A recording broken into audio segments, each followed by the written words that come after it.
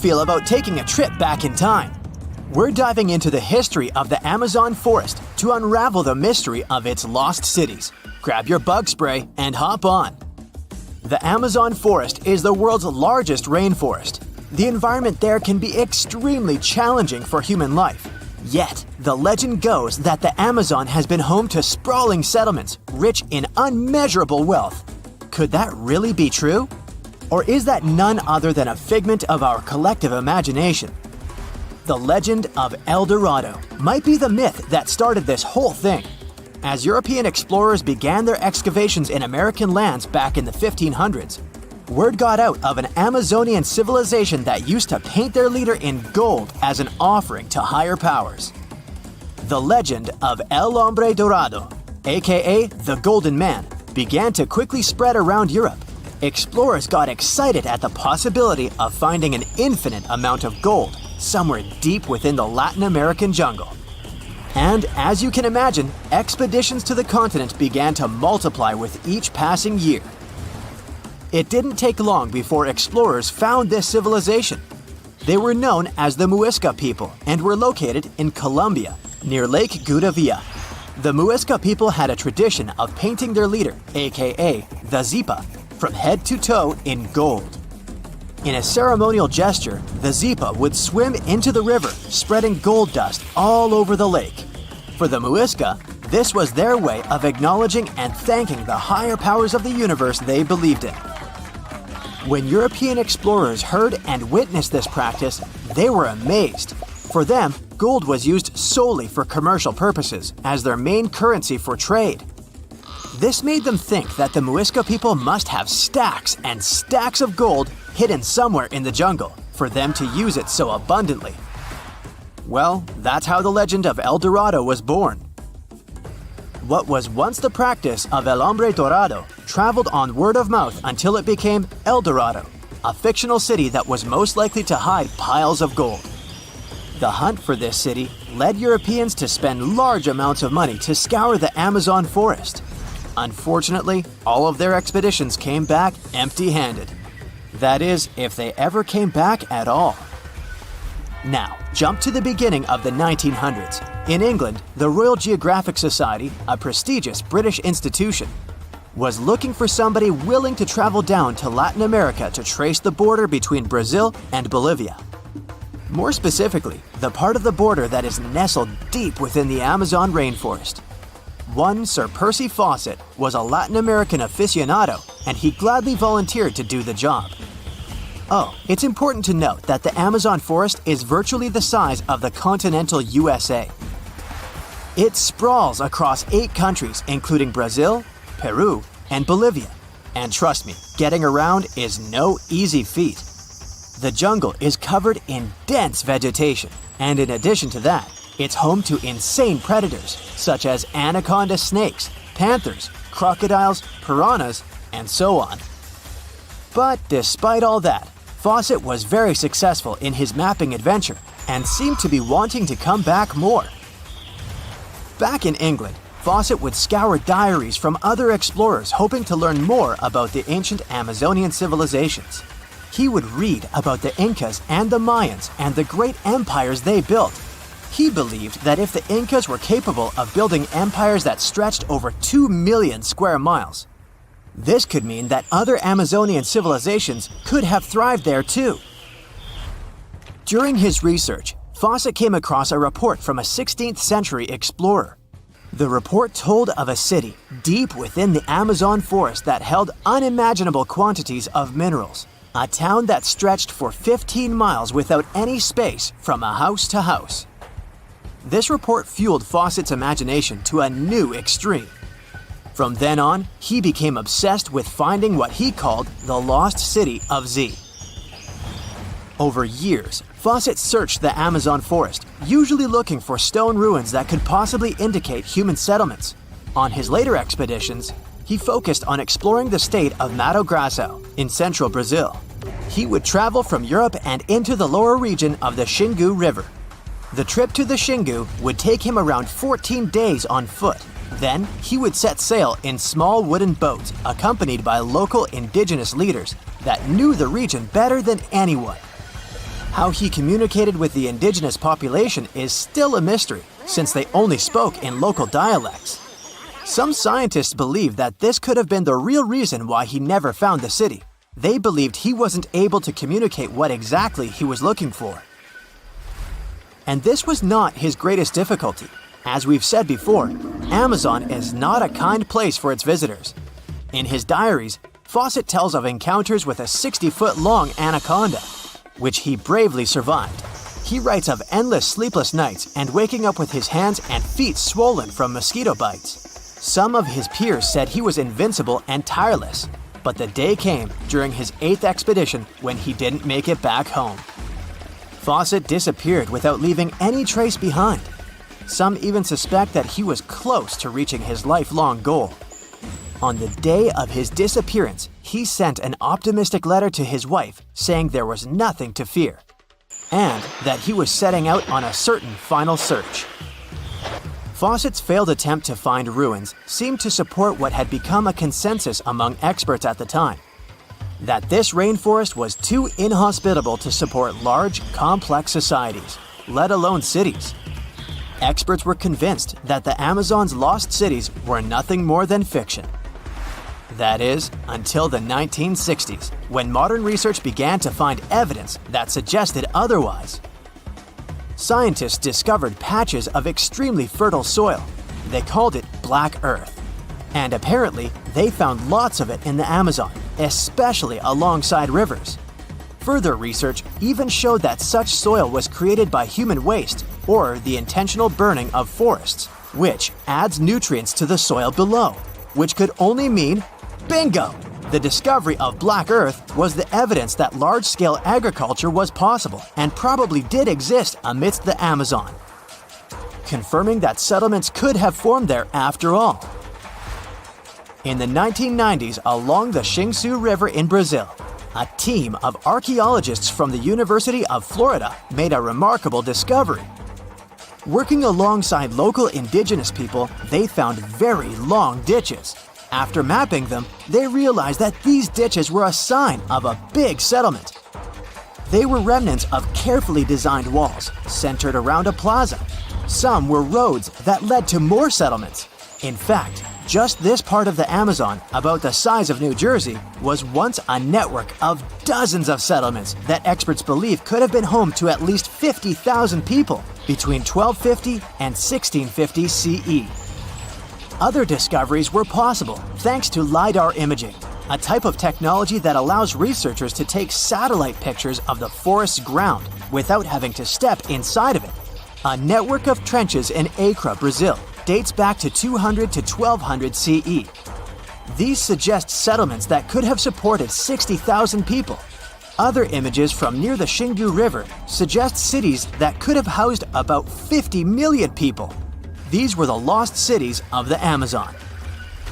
Believe it or not, these images suggest that Fawcett was very close to a major discovery. He was looking for the ruins in the right place, but he was looking for the wrong thing. Unlike cities such as Cusco, which used stone as their primary material, Amazonian settlements used wood and earth to build their cities. These materials are highly deteriorating and probably decomposed over time. Finding them required a bit more technology than what Fawcett had available at his time. So Venus and Earth are so different that a foolish question like, what's longer, a day or a year, that makes absolutely no sense on Earth, totally makes sense on Venus. A day on Venus is indeed longer than a year. If we put it into Earth's perspective, a day on Venus would equal 243 Earth days, while a year would only last 225 days. So it's like your birthday is every day. Venus is often nicknamed Earth's evil twin. Their differences are so stark, you'd think they're from different galaxies altogether. Just to give you an idea of how far apart they are, if the day-to-year ratio wasn't enough, the Earth rises in the west on Venus but sets in the east. These days, one of the very few similarities between these two is their size.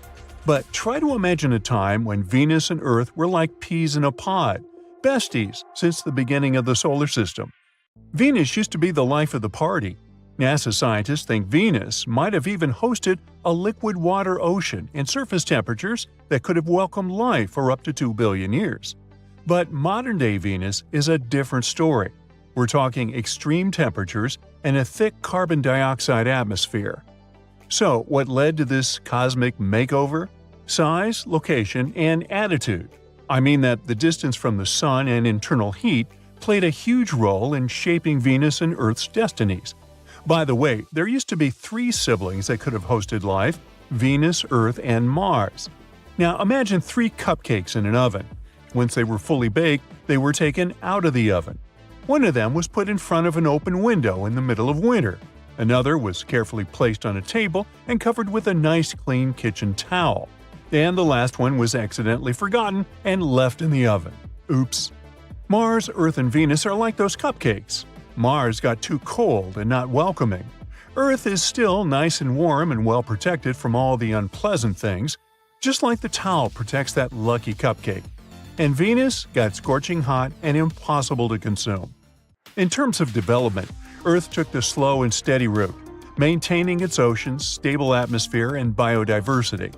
Venus, on the other hand, cranked up the temperature, evaporated its oceans, and went all in with greenhouse gases.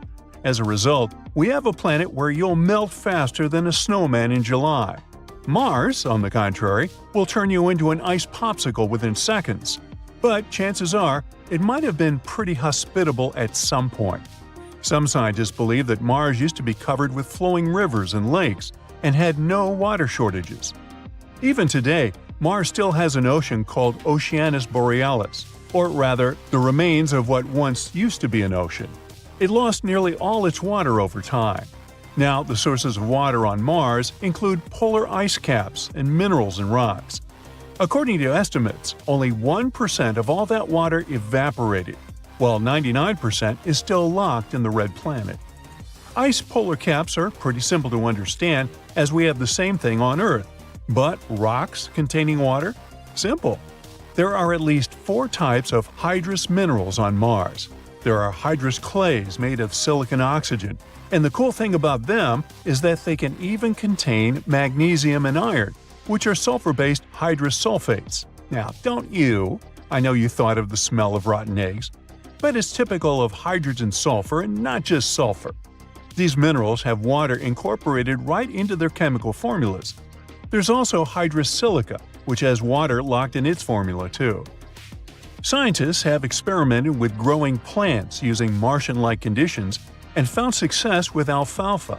Harvesting alfalfa also helped improve the growth of other crops like turnips and lettuce. While water may be available on the red planet, the air on Mars is mostly carbon dioxide. On the bright side, and the Mars Oxygen In Situ Resource Utilization Experiment, the Mars Oxy, can produce oxygen on Mars, which could be crucial for future missions. As for energy sources on Mars, solar, wind, and geothermal energy are a few promising options. Solar power is less effective on Mars due to weaker sunlight and dust storms. But wind power and geothermal energy could serve as reliable alternatives. With these sources in place, humans could potentially sustain life on Mars. But let's get back to comparing our sibling planets. While both Mars and Earth have moons, and Mars even has 2 of them, Venus has 0, just like Mercury. Due to its proximity to the Sun and the star's gravitational pull, Mercury lacks the ability to retain its own moon. The likelihood of any moon orbiting Mercury either colliding with the planet or being drawn into the orbit of the Sun is high. That's all clear and understandable. But the absence of moons around Venus remains an unsolved puzzle for scientists. Despite Venus's scorching hot temperatures, scientists think that even today, it might not be as hostile to life as we once thought. A recent MIT study found 19 amino acids surviving in a Venus-like solution for the whole month. Yep, some like it hot.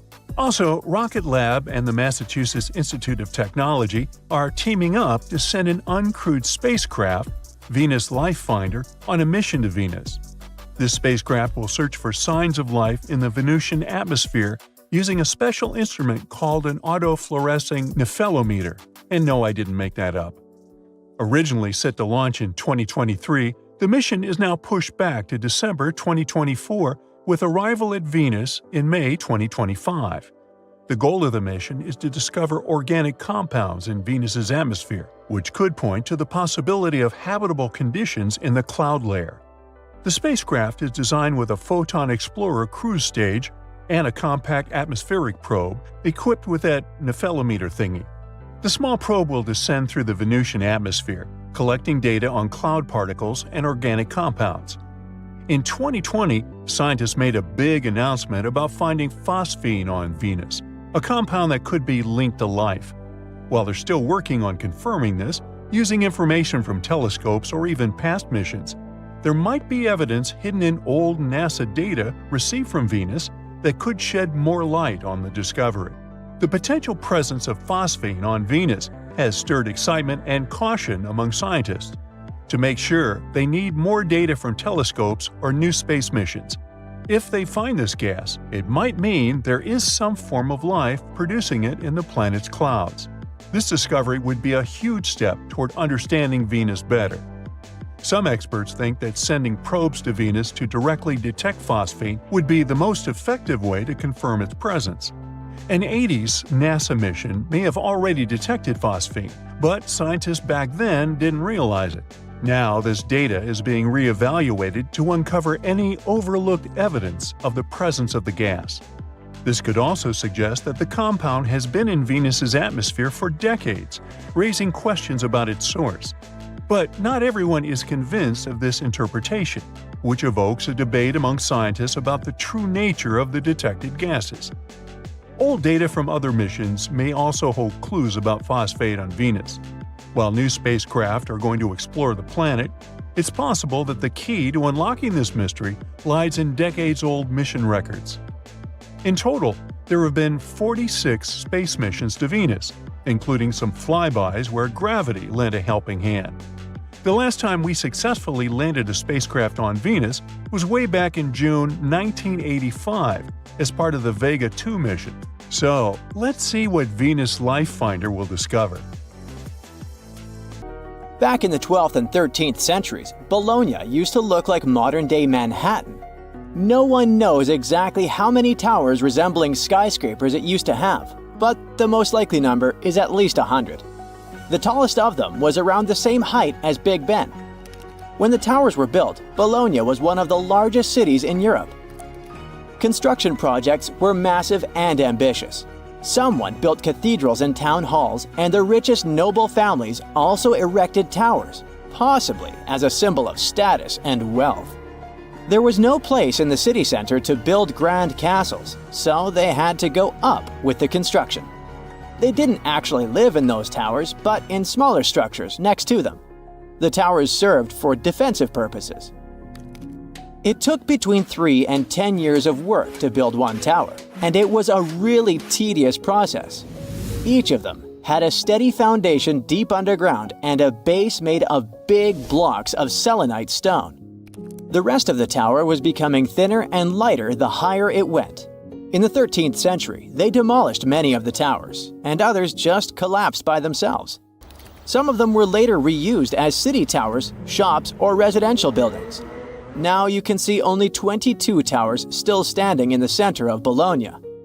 2 of them have become the unofficial symbol of the city, mentioned in every guidebook. Another historical surprise coming from Italy is that gladiators weren't only male.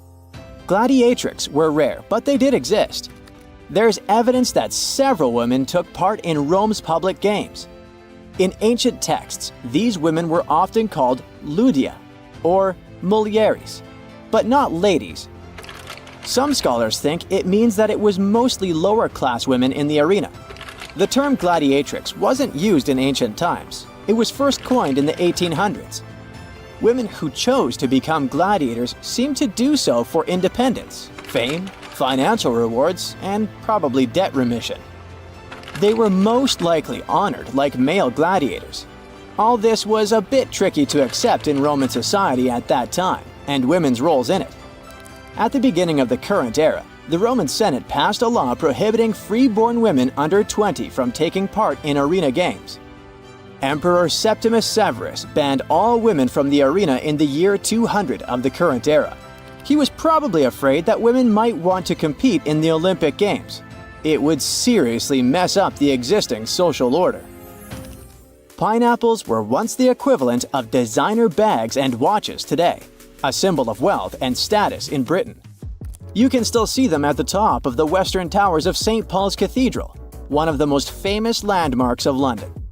Explorers who came back from the Americas described pineapples with so much enthusiasm that everyone was dreaming about trying the king of fruits, as it was called. Pineapples need very high temperatures and years to mature. And despite the cold and rainy climate of England and Scotland, you could see pineapples growing in any wealthy country house garden by the end of the 18th century. They even installed special greenhouses called pineries with heating systems. A single pineapple was worth up to 80 pounds, which is about $15,000 today. Of course, people would hardly eat this expensive beauty, but send it as a gift or display on a dining table until it would rot. Folks who couldn't afford to buy a pineapple would sometimes rent one to show off wealth at a party. The king of fruits became a part of various designs and tableware for the rich. Stone pineapples on gateposts and the pineapple atop the Wimbledon trophy are living memories of that time. Around 1820, there were so many pineapples imported from abroad that they started losing their luxury status. 100 million years ago, there were giant crocodiles living in the Sahara Desert. In the 1990s, paleontologists found fossilized skeletons of primitive crocodiles, including the so-called supercroc. They discovered several partial skeletons from 110 million years ago. This prehistoric giant with a head as large as an adult human was about 40 feet long. That's about 2 times as tall as a giraffe. The croc thrived both in water and on land as part of a diverse ecosystem of ancient North Africa. The expeditions to the Sahara found a whole lost world of ancient crocodiles, with some species that resembled modern animals. One of them was the dog croc. With its tall legs and keen sense of smell, it moved through the surroundings, much like a dog. Another fascinating find was the duck croc, a 3-foot-long crocodile with duck-billed platypus-like features. It was adapted for life on land rather than water. And then there was also the rat croc, a small 2-foot-long crocodile. This species had front teeth, perfect for digging up insects. These prehistoric creatures were more agile, active, and probably more intelligent than today's crocs, who are passive hunters. If noise-canceling headphones had been invented in the 19th century, they would have come in really handy. On the 27th of August 1883, the island of Krakatoa in Indonesia experienced a catastrophic eruption. It produced what is believed to be the loudest sound ever recorded. As Krakatoa collapsed, it triggered tsunamis with waves reaching 151 feet that traveled as far as South Africa. Krakatoa was an uninhabited volcanic island that hadn't erupted for 2 centuries before this terrible day. The eruption took the lives of over 30,000 people and caused extreme fluctuations in air pressure, perceived as sound. A barometer at a gasworks 100 miles from Krakatoa recorded 172 decibels. An average human can withstand up to 130 decibels of sound without getting in serious trouble.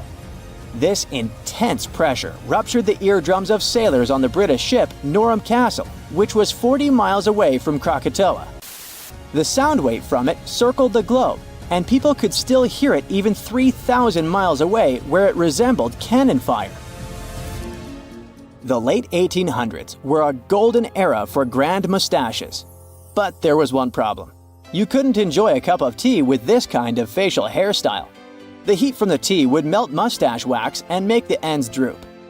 Fine gentlemen had to struggle because of it until the invention of the mustache cup. Harvey Adams, a British potter, likely invented the mustache cup in the 1870s. He patented a butterfly-shaped ledge inside the cup with a hole to sip through. Thanks to it, the mustache didn't get wet. These cups quickly became a hit, first in the UK and then across Europe. In the United States, they were sold at stores like Sears and Marshall Field's, now part of Macy's. Mustache cups came in various shapes and sizes. Some, like farmers' cups, could hold up to a pint of tea. Others were smaller porcelain pieces shaped like conch shells or decorated with the owner's name. They often came with matching saucers. Lord Byron, one of the greatest British poets, kept numerous dogs and cats and a whole bunch of exotic animals. There was a monkey, a crocodile, a fox, peacocks, a bear, and several badgers. When Byron attended Trinity College, Cambridge, college rules prohibited keeping dogs on the grounds. He got really angry and decided to go around the rules. Byron brought a tame bear as his pet. The college authorities argued with him, but since the statutes did not specifically mention bears, they had no legal grounds to remove either the bear or its owner. Byron walked the bear on a chain, talked to it, and even considered applying for the bear to become a student at the college. We still don't know how and where Byron got the bear, but when he left Cambridge, he took the bear with him to his estate in London. Is the Big Apple getting a little too heavy for its own good? A recent study revealed that New York City is sinking. And get this, it's all because of those towering skyscrapers. Apparently, the whole event is called subsidence, which is when the Earth's surface settles bit by bit, or suddenly sinks. Soft sediments shifting and the weight of the city itself are the culprits behind this sinking sensation. Now, don't get too alarmed. The study found that New York is sinking at a rate of 0.04 to 0.07 inches per year. Sure, that doesn't sound like much, but there are parts of the city that are sinking even faster than that. This sinking situation could cause some trouble for the city, especially since it's already pretty low-lying and home to over 8 million people. So it's important that local authorities come up with some strategies to tackle the growing flood risk and rising sea levels. Although, I'm not sure building giant seawalls is the way to go. We might need to get a little more creative than that. Geologists want to make sure we're all aware that building more high-rises near the coast, rivers, or lakes could contribute to future flood risks. So we really need to think twice before we start constructing skyscrapers left and right. In recent studies, scientists calculated the total mass of all the buildings in New York City, over 1 million of them, and it adds up to a whopping 1.68 trillion pounds. Talk about a heavy load. Now, they didn't include the weight of the roads, sidewalks, bridges, and other paved areas, so you can only imagine how much more weight is added to the city. But hey, even with these limitations, the researchers did a pretty good job of accounting for the complex geology beneath New York, including the sand, silt, clay deposits, and good old bedrock. They found out that certain types of soil, like clay and artificial fill, are more prone to subsidence. On the other hand, bedrock stays pretty firm and keeps those skyscrapers in place. So at least we don't have to worry about the Empire State Building taking a dive anytime soon. Comparing their fancy models with satellite data, the researchers created a map of the city showing where the sinking is happening. And guess what? The increased urbanization and all that groundwater pumping and draining are only making things worse. It's high time we start protecting our resources, don't you think? I wouldn't start packing my bags just yet. New York isn't the only sinking city out there, you know. Jakarta, the capital of Indonesia, is facing some serious sinking action too. In fact, parts of it could be underwater by 2050. That's like a real-life Atlantis situation. Over 30 million people in Jakarta are now deciding if they should relocate the entire city. If there's a city out there we should worry about sinking, that's Venice for sure. But why is it so eager to take a dive, you might ask? Well, let me tell you the complex truth. You see, Venice decided to set up shop on a marshy lagoon with shoddy foundations. As time went by, the the ground underneath just couldn't hold it together and started compacting like a squished marshmallow. On top of that, the city's been slurping up groundwater like it's going out of style or something. The cherry on top of this mushy cake is that the sea levels have also been slowly rising. And guess what? Those sneaky plate tectonics are having a laugh by shoving the Adriatic plate under the Apennine Mountains, giving Venice an extra push downward. Someone had the bright idea to stop pumping groundwater, thinking they could stop the sinking shenanigans. But hold your gondolas. A new study revealed that the sinking hasn't completely stopped, just slowed down a bit. It turns out the whole area is tilting ever so slightly to the east, with Venice perched on the slightly higher end. You must be wondering how much Venice sinks in a year, right? Brace yourself for this shocking revelation. It's sinking at a rate of about 0.04 to 0.07 inches a year, similar to New York. At this pace, in the next 20 years, it could sink a whopping 3 inches below sea level. To avoid turning into a Venetian fishbowl, locals are frantically building special barriers to keep the water from crashing into the lagoon. But don't hold your breath, because this project has had more delays than you'd expect. Oh, and have you noticed that charming old-style vibe in Venice? It's not just because they're fans of the vintage look. Those salty waters have been wreaking havoc on the buildings, thanks to the water levels constantly breaching the original damp proofing. Now the water's cozying up to the masonry, and the ground floors of many apartments are no longer safe enough to live in. Now, when will Venice take a dive into the abyss? It's hard to say for sure. Subsidence and rising sea levels are as slow and unpredictable as a turtle in a marathon.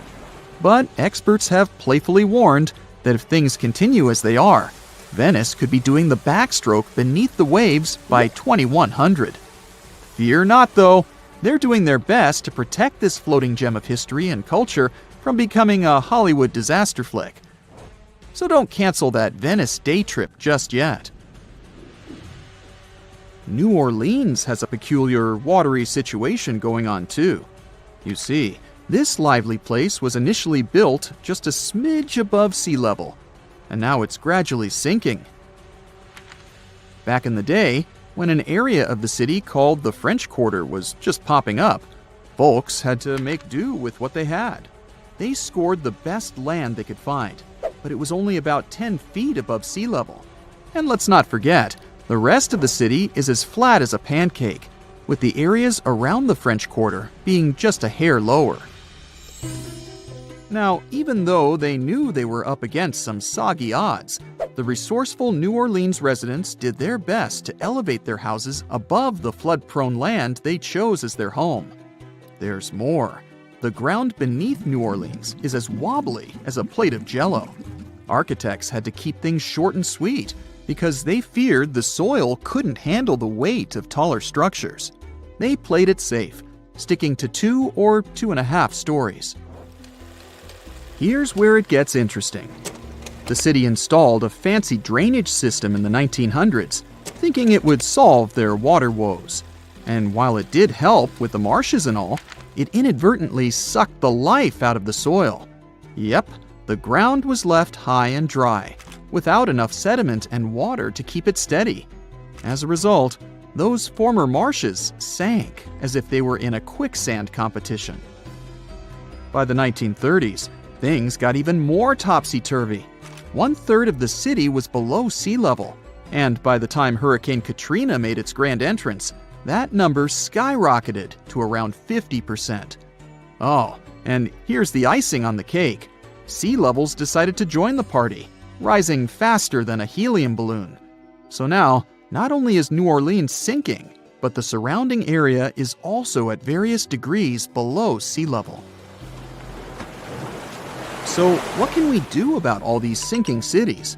Well, for instance, we could manage our water consumption a bit better. We can't just keep sucking groundwater out of the earth like there's no tomorrow. we've got to find new ways to quench our urban center's thirst. Think about it. We could purify surface waters, or even turn salty seawater into a sweet solution. Of course, we'll need a boatload of energy to make it all work. Speaking of great urban water management, let me tell you about a town in Denmark called Nye. These guys have got it all figured out.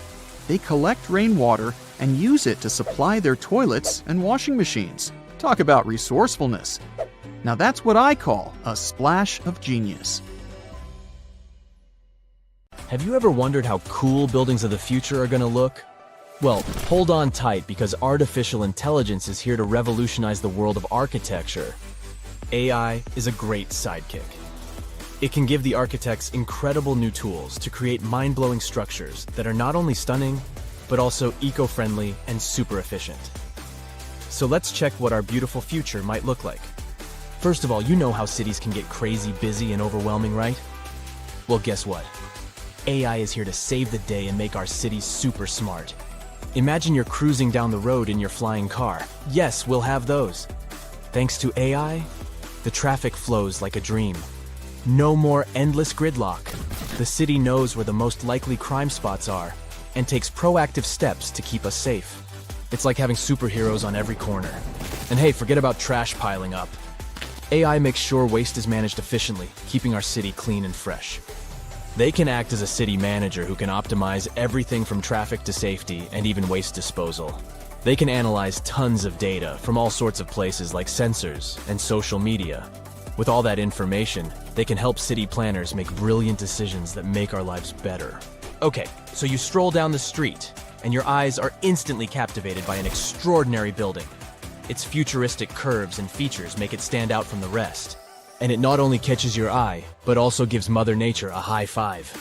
You might think it was designed by a genius architect, but little do you know it was actually a collaboration between humans and artificial intelligence. Imagine having a super smart design buddy who can whip up thousands of incredible building ideas in a blink of an eye. That's what AI-assisted design software does for architects. It can generate and assess a ton of design options. They take into account stuff like the best materials to use and the perfect placement for the building.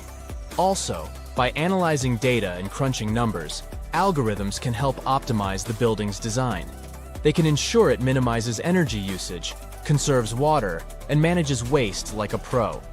Every building strives to reduce costs, save energy, and promote a better world. The result? Architectural masterpieces that are both jaw-droppingly beautiful and super practical.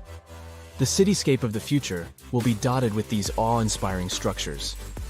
Oh, but that wasn't impressive enough for you? Well, how about a stunning, futuristic building that seems to defy gravity?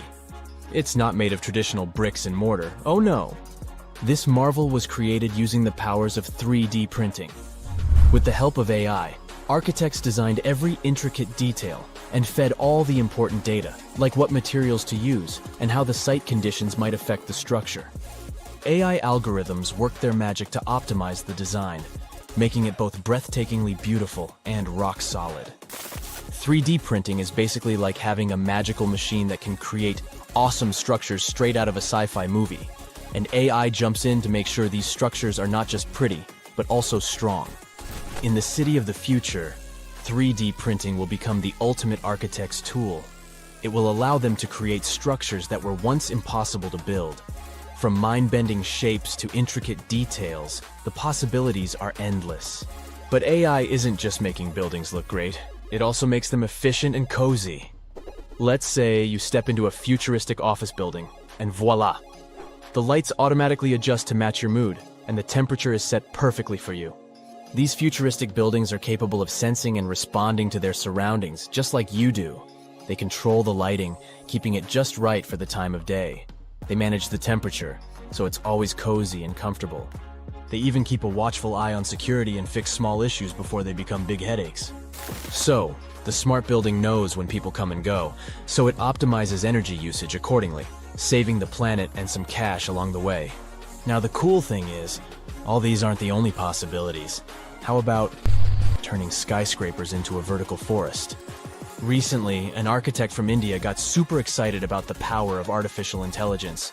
So, he decided to team up with an image bot called Midjourney to create a vision for the future. But instead of a dull, robotic world, they aimed for something spectacular. With text prompts like utopian technology and futuristic towers, the architect and AI got to work. Guess what? Midjourney didn't disappoint. It conjured up a world where buildings were covered in lush vertical forests and adorned with shapes inspired by nature. They wanted to create a sustainable future that harmonized with the environment.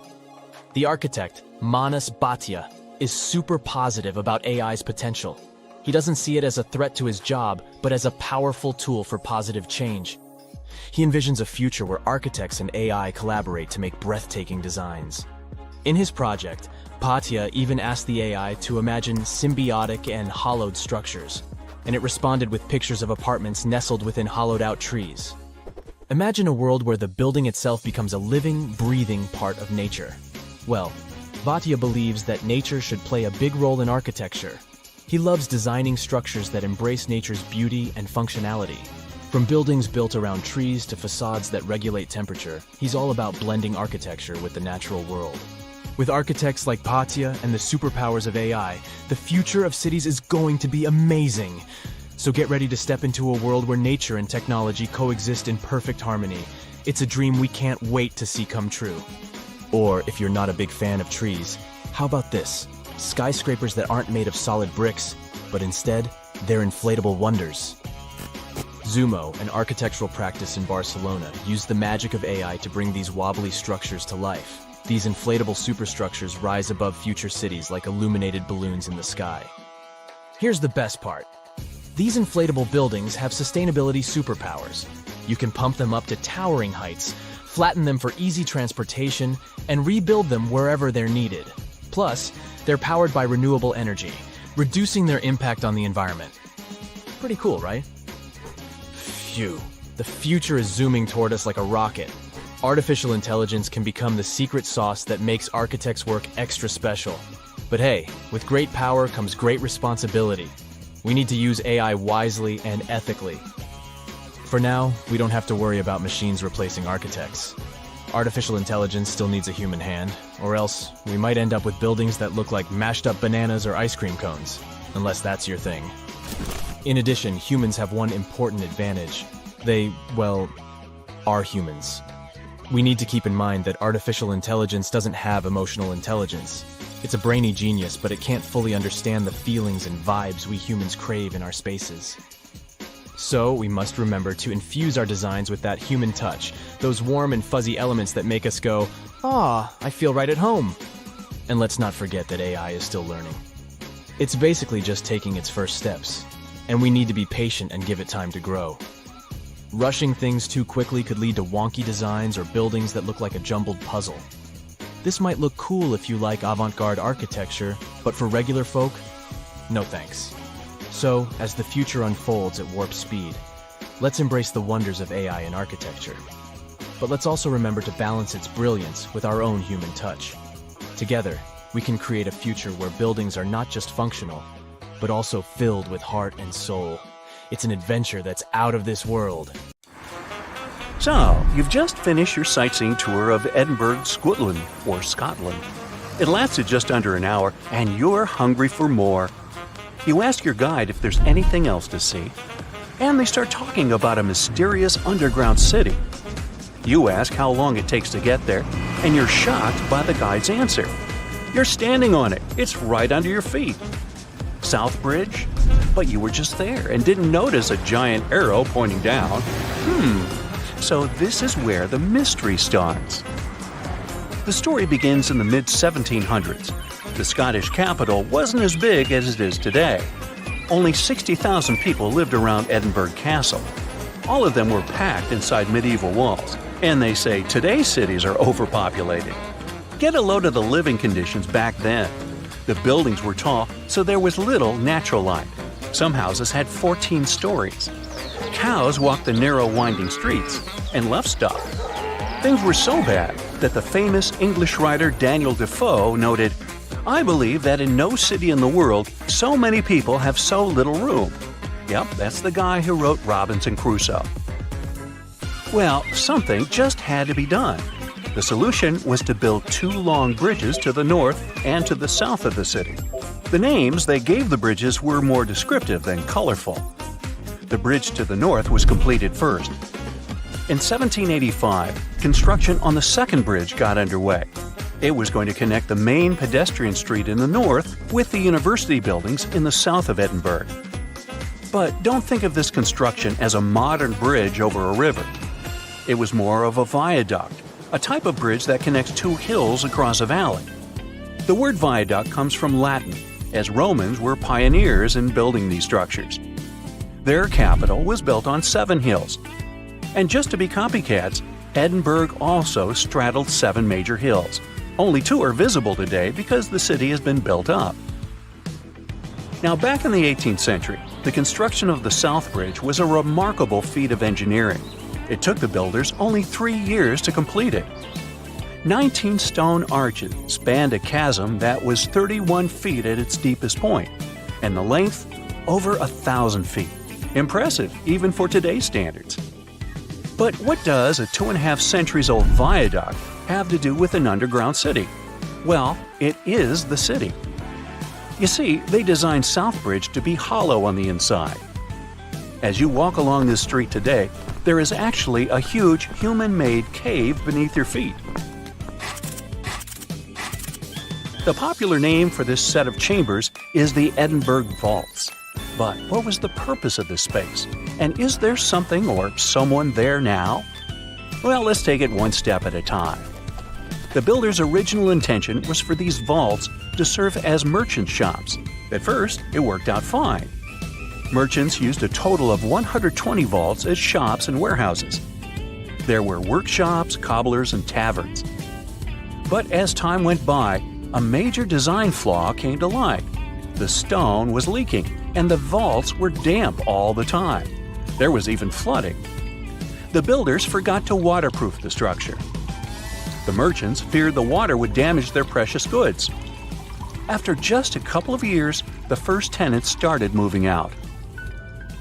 Once legal trade moved away from the vaults, the city's poor moved in. And not only them, but all sorts of shady characters.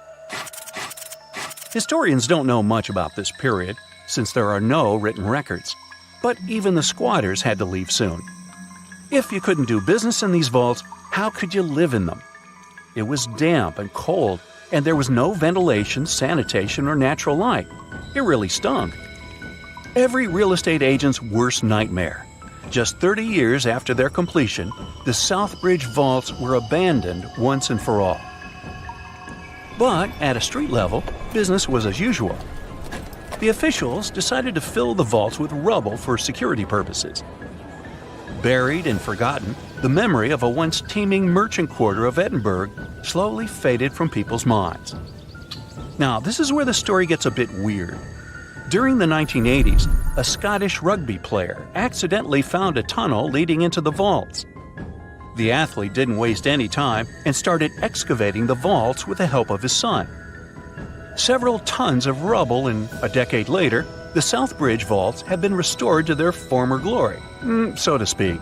They were again dark and damp, as they were back in the 1700s. There were many interesting finds in this underground city.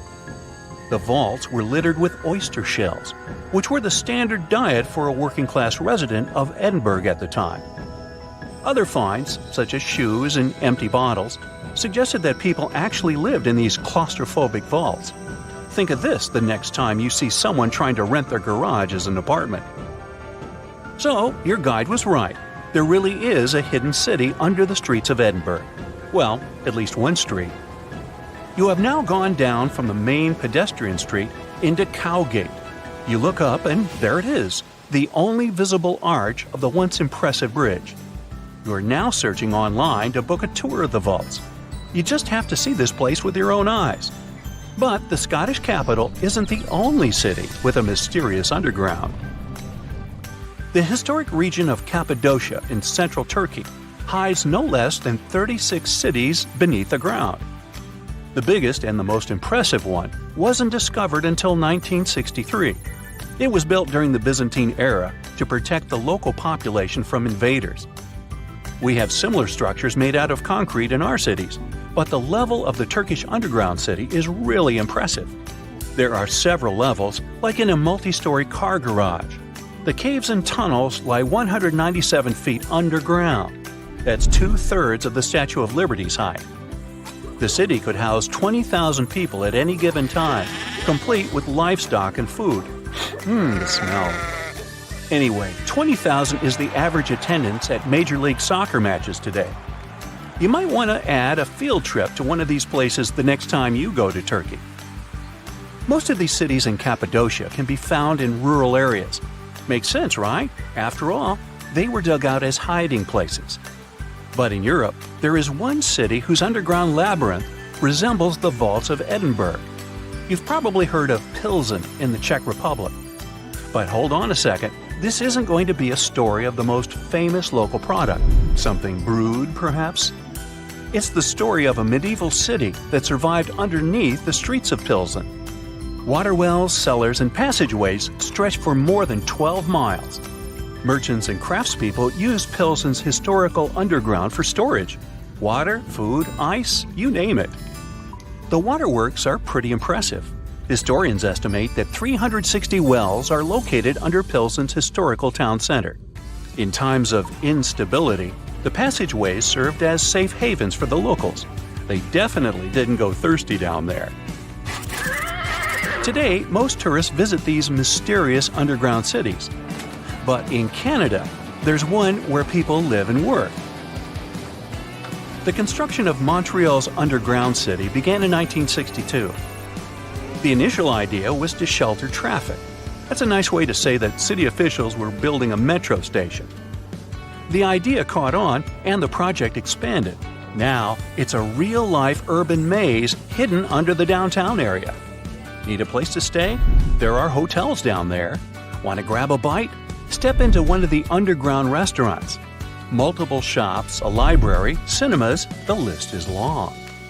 There are even residential complexes. But how can people live under the ground? Simple. Although the city itself lies beneath the earth, the access points are at ground level. You can enter the 20-mile-long tunnel network at more than 120 places. Oh, that's another place down under. Oops, sorry, Australia. I bet you've never heard of the legendary oasis of Zerzura. This ancient city is said to be hidden somewhere deep in the Sahara Desert, and its discovery could mean unimaginable riches and untold secrets. According to an anonymous 15th century Arabic guide, the key to unlocking the city lies in the beak of a bird carved on the city gate. Zerzura might not be as popular as Machu Picchu or the pyramids, but that just makes it more mysterious. Legend has it that Zerzura is built around this big oasis somewhere in the desert west of the Nile. Apparently, it's made out of white stone and has all these luxurious houses and gold decorations. The story goes that a scribe wrote down the account of a traveler who stumbled upon Zerzura while looking for his lost camel. At one point in his journey, the man got caught up in a sandstorm, where he got separated from the rest of his group. The traveler kept wandering in the desert for days, and then, out of nowhere, two men showed up and guided him to the city of Zerzura.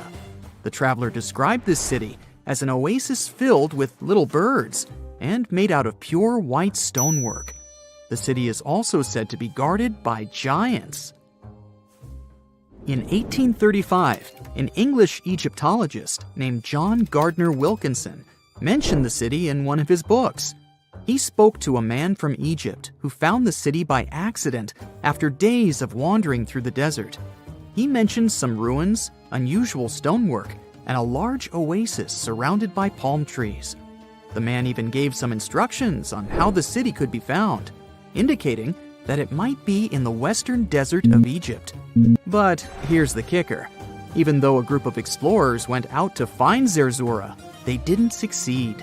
At the same time, they did stumble upon a bunch of previously unknown oases. In the early 1900s, numerous expeditions were sent to find the city, including one with a fleet of Ford Model A trucks. But, alas, none were successful. Others say Zerzura did exist at one point, but not anymore. It's possible it was swallowed by the desert. It's believed that back in the day, the Sahara Desert was actually green. Scientists even found traces of ancient rivers that flowed through the area 100,000 years ago, creating green corridors across the desert. But Zerzura might have never been real to begin with. Maybe it only existed in the minds of people, a figment of their imagination as they were struggling in the African desert. For thousands of years, people have been obsessed with the hunt for another lost city, Atlantis. But if this place really existed, where on Earth, or under the sea, could it be? According to Plato, Atlantis was an actual place, and it was supposedly located somewhere in the Atlantic Ocean, near the Strait of Gibraltar. But how did this mythical city become synonymous with a perfect, paradise-like society? Well, you can thank Ignatius Donnelly for that. The American writer published a book in 1882 where he outlined 13 hypotheses about the existence of Atlantis. Donnelly truly believed that this lost city was where ancient humans lived in peace and joy for centuries. Donnelly even thought that Atlantis was the original source of many ancient civilizations around the world. And if we just followed Plato's clues, we could totally find Atlantis. Sounds like a treasure hunt, right? What inspired Donnelly to go on this quest in the first place, you might ask? Apparently, an amateur archaeologist discovered the city of Troy, using Homer's The Iliad as a guide. Well, if Troy was real, then why not Atlantis? Back in the day, some people believed that America was the legendary Atlantis. Columbus really stirred up some excitement when he brought back news about the New World to Europe. But the real hunt for Atlantis didn't really start until the 20th and 21st centuries. Some people tried to connect the dots between a volcanic eruption on the island of Santorini and the destruction of Minoan settlements. But in 2018, a team of investigators claimed they had nailed it, announcing they had discovered concrete proof that Atlantis had existed. What was their evidence, you ask? A series of mysterious circles in a national park in Spain. But the circles turned out to be nothing more than experimental ponds for studying zooplankton. Let's face it, there's no real evidence that Plato's lost city of Atlantis actually existed. But it doesn't make searching for it any less exciting, does it? The Fountain of Youth isn't a lost city per se, but it is another mythical location that many have claimed to have stumbled upon over the years. Long ago, people were obsessed with the idea of living forever, or at least extending their lives as much as possible. Each culture had its own wild story, like the Greeks talking about a magic fountain that let people live longer, or Alexander the Great finding a river of paradise that could heal the wounded. Japanese legends spoke of hot springs that could make you young again, while the Caribbean locals talked about the restorative powers of the water in one of their own mystical lands. Explorers searched far and wide for these magical waters, but nothing. Probably the most famous of all was the story of the Spanish explorer Juan Ponce de Leon, who thought he'd found it in Florida. Now, Ponce de Leon was quite a character. He sailed with Columbus and became an important figure in the area now known as the Dominican Republic. He found gold in Puerto Rico and even became the island's administrator. But when the ruler of Spain decided to replace him in his duties, he got upset and decided to explore Florida, looking for gold and the elusive Fountain of Youth. He explored the Bahamas, but sadly, he didn't find any gold or magic water. He did, however, make his way to Florida. He explored the coast and even discovered the Gulf Stream. Unfortunately, his last expedition didn't go well, and he was wounded. But the legend of him searching for the Fountain of Youth lived on. Even though historians don't think he was really looking for the Fountain of Youth, thousands of people visit the Fountain of Youth Archaeological Park every year to try the sulfur-smelling water. It's the oldest attraction in Florida, which has been around since the 17th century. Some say the water has unusual properties, but I'll leave that up to you to decide after you visit this place. Norse mythology has its own mysterious land called Thule. It's said to be somewhere between Scandinavia and Iceland, where the sun barely shines and the cold bites hard. The folks there survive on a diet of millet, herbs, fruits, and roots, washed down with a grain and honey brew. As for its exact location, scholars can't seem to agree on it to this day. The legendary ancient Greek explorer Pytheas was said to be the first to stumble upon Thule during his quest for tin mines. He sailed his way up north, passing by Scotland, and after 6 long days of sailing, he reached Thule. The people there, according to Pytheas, were quite primitive, but that's no surprise since they were just simple farmers living off the land. They showed Pytheas where the sun set on the shortest day of the year. They also told him that in winter, the sun never rose at all, and in summer, there was no night. For many years, historians have been debating the true identity of this mythical land of Thule. Some say it's Iceland, while others claim it's Norway. A little bit of progress has been made recently with the help of a team of researchers. If their findings are correct, Thule might be the elusive island of Smola.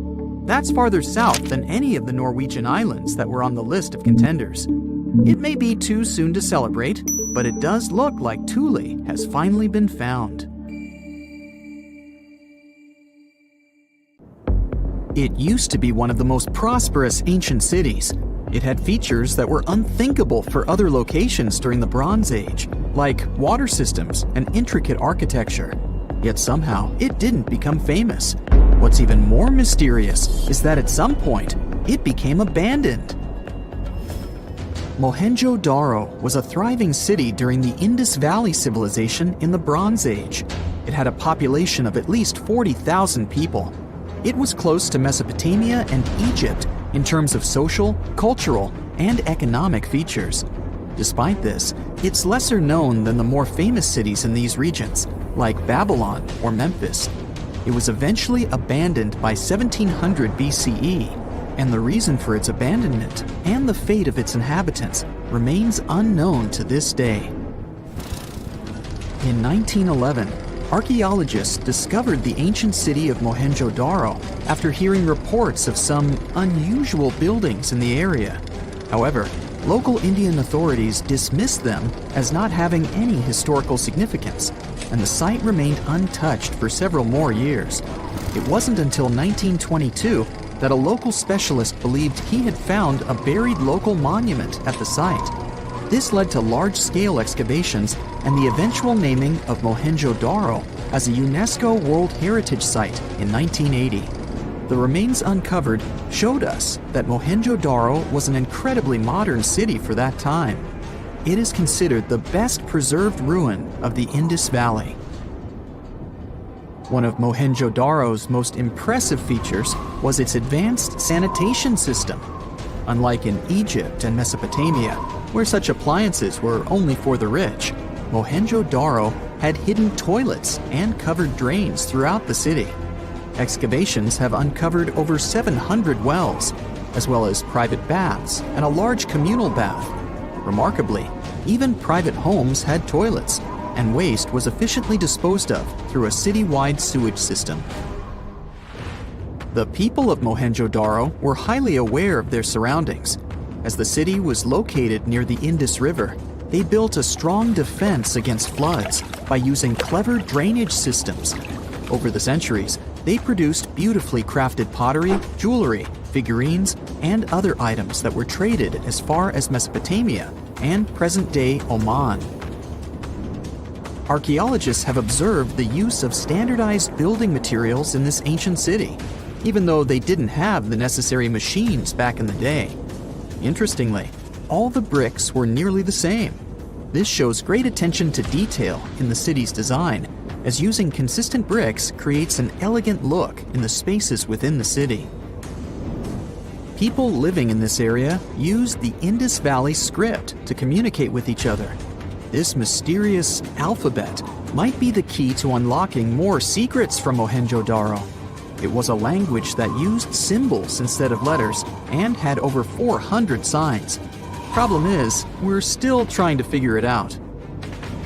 The mystery of what caused the end of the Indus civilization and Mohenjo-Daro remains unsolved. Some archaeologists suggest that the Indus River might have changed its direction. This could have led to problems in cultivating food if there was suddenly too much water in the city. However, there is no evidence that flooding destroyed the area, or that it was completely abandoned at once. A change in the river's course couldn't have been enough for the entire Indus civilization to disappear. Mohenjo-Daro isn't the only lost town from Eastern civilizations. Ross Island, for instance, was once known as the Paris of the East due to its stunning architecture and gardens. However, the island is now a shadow of its former self, with the buildings being largely overtaken by tree roots and vines. Located 1.8 miles off the coast of Port Blair, India, the small territory was initially used as a jail, but later became a luxurious resort for its administrators. After the complex was closed in 1937, an earthquake further damaged the island and it became uninhabitable. Today, the island is managed by the Indian government and attracts tourists interested in exploring abandoned towns. Another lost city tells the story of why Kolmanskop, a ghost town located in Namibia, is still home to remnants of German architecture. Once a luxury destination in the early 1900s, it was settled by German workers looking for diamonds. The city boasted amenities such as a ballroom, a hospital, and even a bowling alley. However, its popularity began to wane in the late 1910s when another diamond-rich location was discovered nearby. Most of the inhabitants left in search of better fortunes, leaving the buildings behind. The hot climate and low humidity have preserved the structures over time, and tourists can now visit this desert ghost town from the nearby town of Lüderitz. Hashima Island is a reminder of how nature reclaims its land when humans leave. It was famously featured in a James Bond movie due to its eerie atmosphere. The island was initially opened in 1881 for undersea coal mining, and the population of the island grew to a peak of 5,000 people in 1959. Unfortunately, the mines closed in the 1970s, and people began to slowly leave the island, resulting in complete abandonment in a period of 3 months. Now, the island is a popular tourist destination as visitors explore deserted homes, swimming pools, stores, and factories. The discovery of gold in a creek near Bannack, Montana in 1862 caused the population of the town to grow from a few hundred to thousands in a few short years. Unfortunately, this rapid expansion was followed by a sharp decline because more gold had been found in other areas nearby.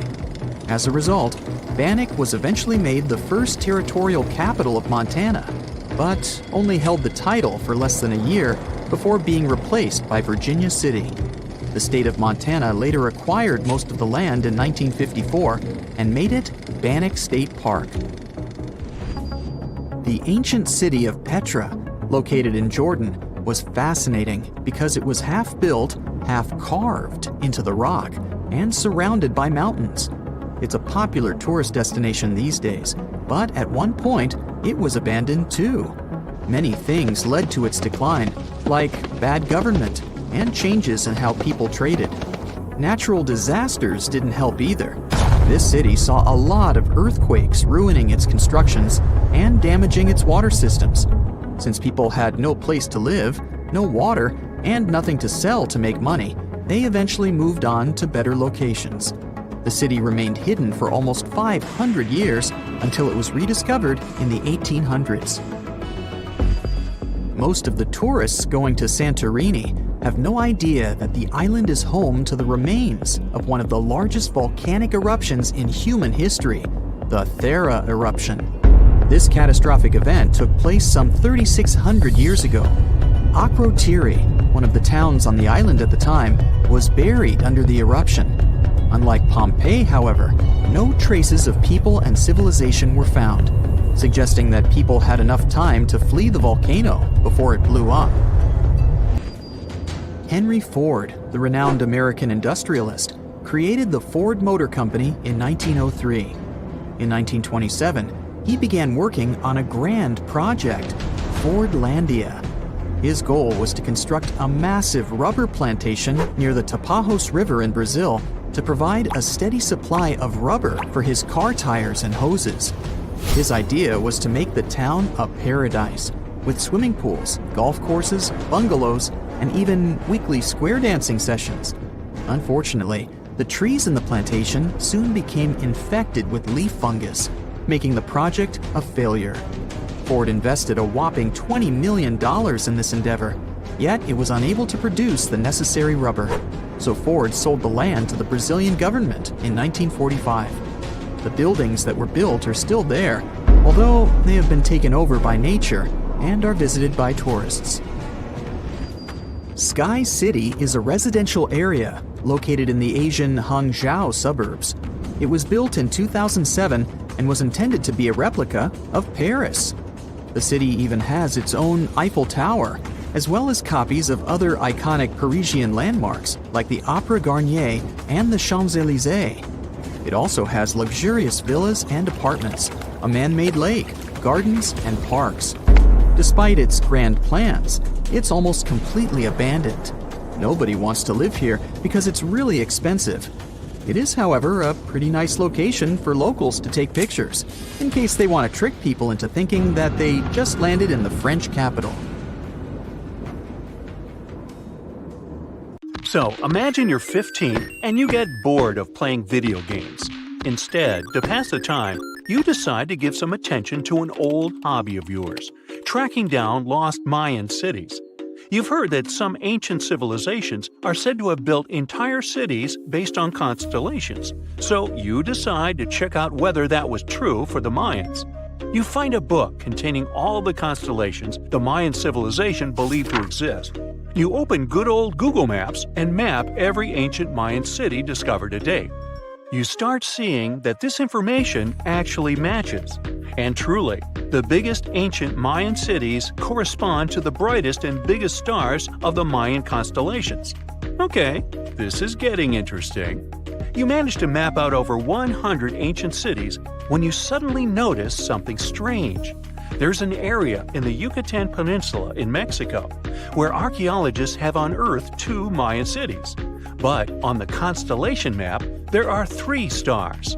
Could this mean there is a long-lost city waiting to be discovered nearby? You might think this sounds too daydreaming, but the story is actually true.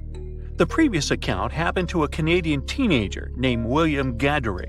The boy is known as a science genius and had even won an award for the constellation theory we presented just now. When he noticed that a 3rd city was missing from the 23rd constellation he was examining, he began to scour the internet for satellite pictures that could help him solve this mystery. He looked into images from NASA, JAXA, a Japan-based satellite company, and Google Earth. These images were still insufficient to answer his questions, so he reached out to a friend inside the Canadian Space Agency. His friend provided him with state-of-the-art satellite imagery that gave him the answer he was looking for. According to the images, there is a large square area right on the border of Mexico and Belize, which looks like the remains of a city. William took the images to a remote sensing expert known as Dr. Armand Laroque from the University of New Brunswick. They studied the images thoroughly and concluded that the area could be housing 30 buildings and even a large pyramid. The scientific and archaeological community went crazy with the 15-year-old's discovery. Could this really be true? Some background. Lost Mayan cities began to be unearthed in the mid-20th century. Since then, ruins from cities such as Tikal, Palenque, and Uxmal have been rediscovered. The Mayans were one of the biggest pre-Columbian civilizations living in the Americas. They began to settle in the area as early as 1500 BCE. Experts believe that, at its height, the Mayan civilization consisted of over 40 cities, with a population of millions of people. That's a crowd. And their cities were pretty interesting. Their civilization spanned over Mexico's Yucatan Peninsula, Guatemala, and Belize. They survived mainly on agriculture, so they developed a complex irrigation system in most of their cities. They built a series of ceremonial buildings, pyramids, plazas, and even courts for ball games. The Mayans were keen pyramid builders, but they also developed an advanced astronomical system. With whatever ancient technology they had, they were able to predict the exact location of planets, such as Venus and Mars, and they were able to predict the exact dates of eclipses. That's why the methodology William used to discover this long-lost Mayan city was unusual, but not completely surreal. The Mayans were keen astronomers, so it wouldn't be too strange that they built their major architectural feats in relation to the sky, would it? And they wouldn't be the first ones to be doing so. There is a famous fringe of Egyptology dedicated to studying how the Giza pyramids were built in perfect alignment with the Orion constellation, meaning that each pyramid was purposely built to align with one of the major stars of Orion's belt. According to William, he first had the idea to look at the Mayan constellations because he couldn't understand why the Mayans built their cities where they built them. Most major cities, such as Chichen Itza and Uxmal, aren't near any rivers or significant bodies of water. Instead, they're built on marginal lands and on top of mountains, which confused the 15-year-old. His next thought was that it might have something to do with astronomy. William named the new city he discovered Mouth of Fire, which is also my nickname, and he even won a merit award for his hard work. However, his theory was very much contested inside the archaeological community, and many Mayan experts worked to debunk William's findings. Some archaeologists say that constellation theories are too unscientific. Anthony Aveni, a renowned anthropologist and astronomer, referred to William's methodology as an act of creative imagination. He explained that there is no way to be sure what the Mayan constellations really were. It's all just hypothetical. Another debunking of William's findings came from Mayanist David Stewart, who said that the object identified on the satellite imagery is nothing but an old cornfield. His claim was supported by an expedition that took place near the area in 2021, when the archaeologists present reported there was nothing at all in this area. Still, a 15-year-old boy almost found a long-lost Mayan city, which is pretty exciting if you ask me. Similar techniques as those used by William are actually being used to unearth lost civilizations all over the world. According to space archaeologist Sarah Parquet, satellite imagery has been a key player in discovering ancient cities in Egypt and other places.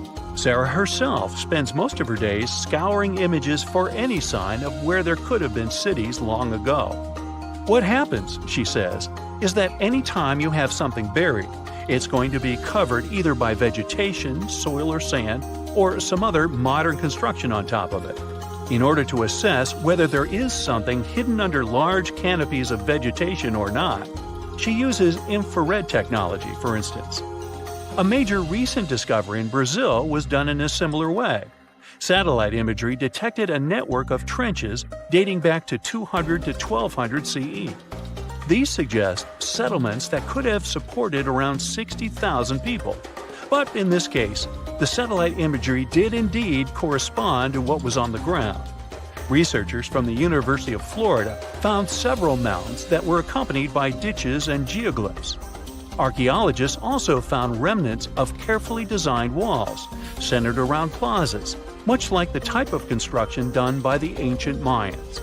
Advances in satellite tech have also shed new light on long-discovered ancient Mayan cities, such as Tikal. Located in the heart of the Guatemalan jungle, Tikal is believed to have been the capital of the ancient Mayan Empire. At its height, it was comparable in importance to cities such as London or New York in today's world. It was composed of a series of complex monuments, many of them believed to have been the resting places of kings and chiefs. Tikal is already known to have been big, but recent discoveries show it could have been even 3 times larger than what scientists originally believed. The main discovery revolves around a fortification on the outskirts of the city, indicating how far the original city stretched. And new discoveries still take place. In 2017, researchers also unearthed new clues regarding the potential causes of the decline of the Mayan civilization. Using data from a Sidon seawall located 62 miles southwest of Tikal, scientists analyzed radiocarbon data from ceramics and archaeological excavations to extract new information about the sudden demise of this great civilization. The information shows that, instead of a sudden collapse, the Mayans most likely collapsed in waves of social instability and political crises. These events are believed to have deteriorated Mayan city centers and began causing the dispersion of the Mayan population. Well, it seems like it's a prime time to uncover ancient ruins. What do you say? Will you give it a try as well? If you've ever wondered what it feels like to walk on diamonds, head straight to the town of Nördlingen in Germany.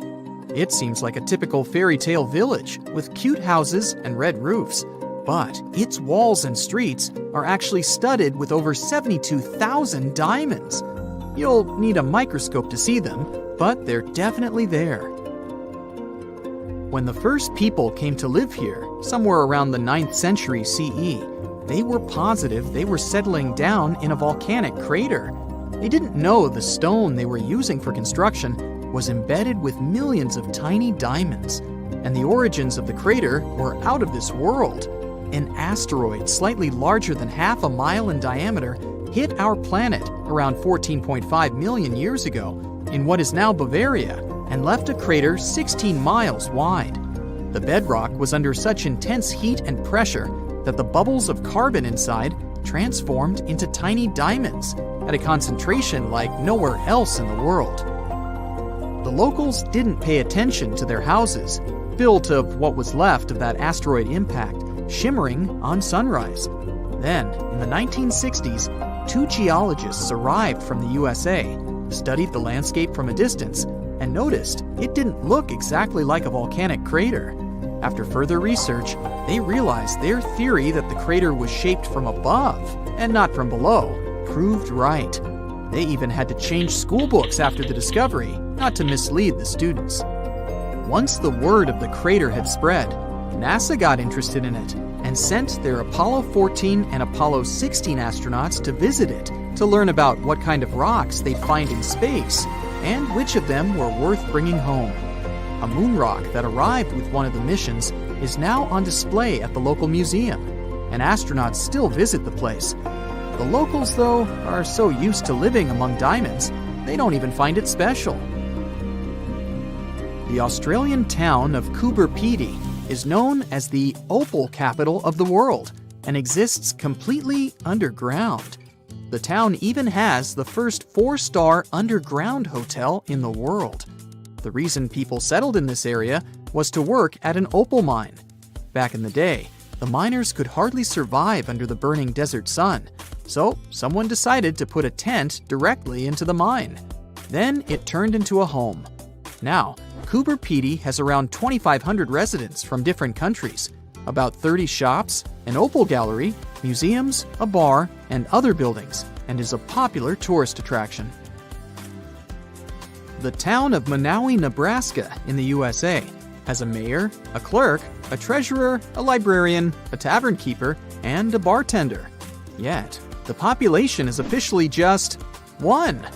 Elsie Eiler has been doing all those jobs, paying taxes to herself and voting herself for mayor since 2004.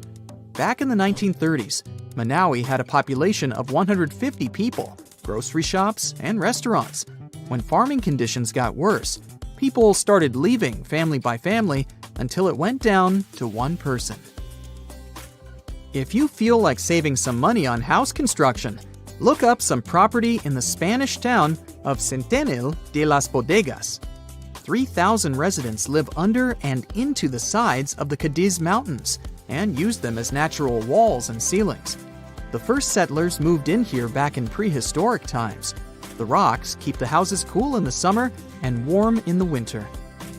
Neft Dashleri in Azerbaijan was built as an oil platform in 1940 directly in the Caspian Sea.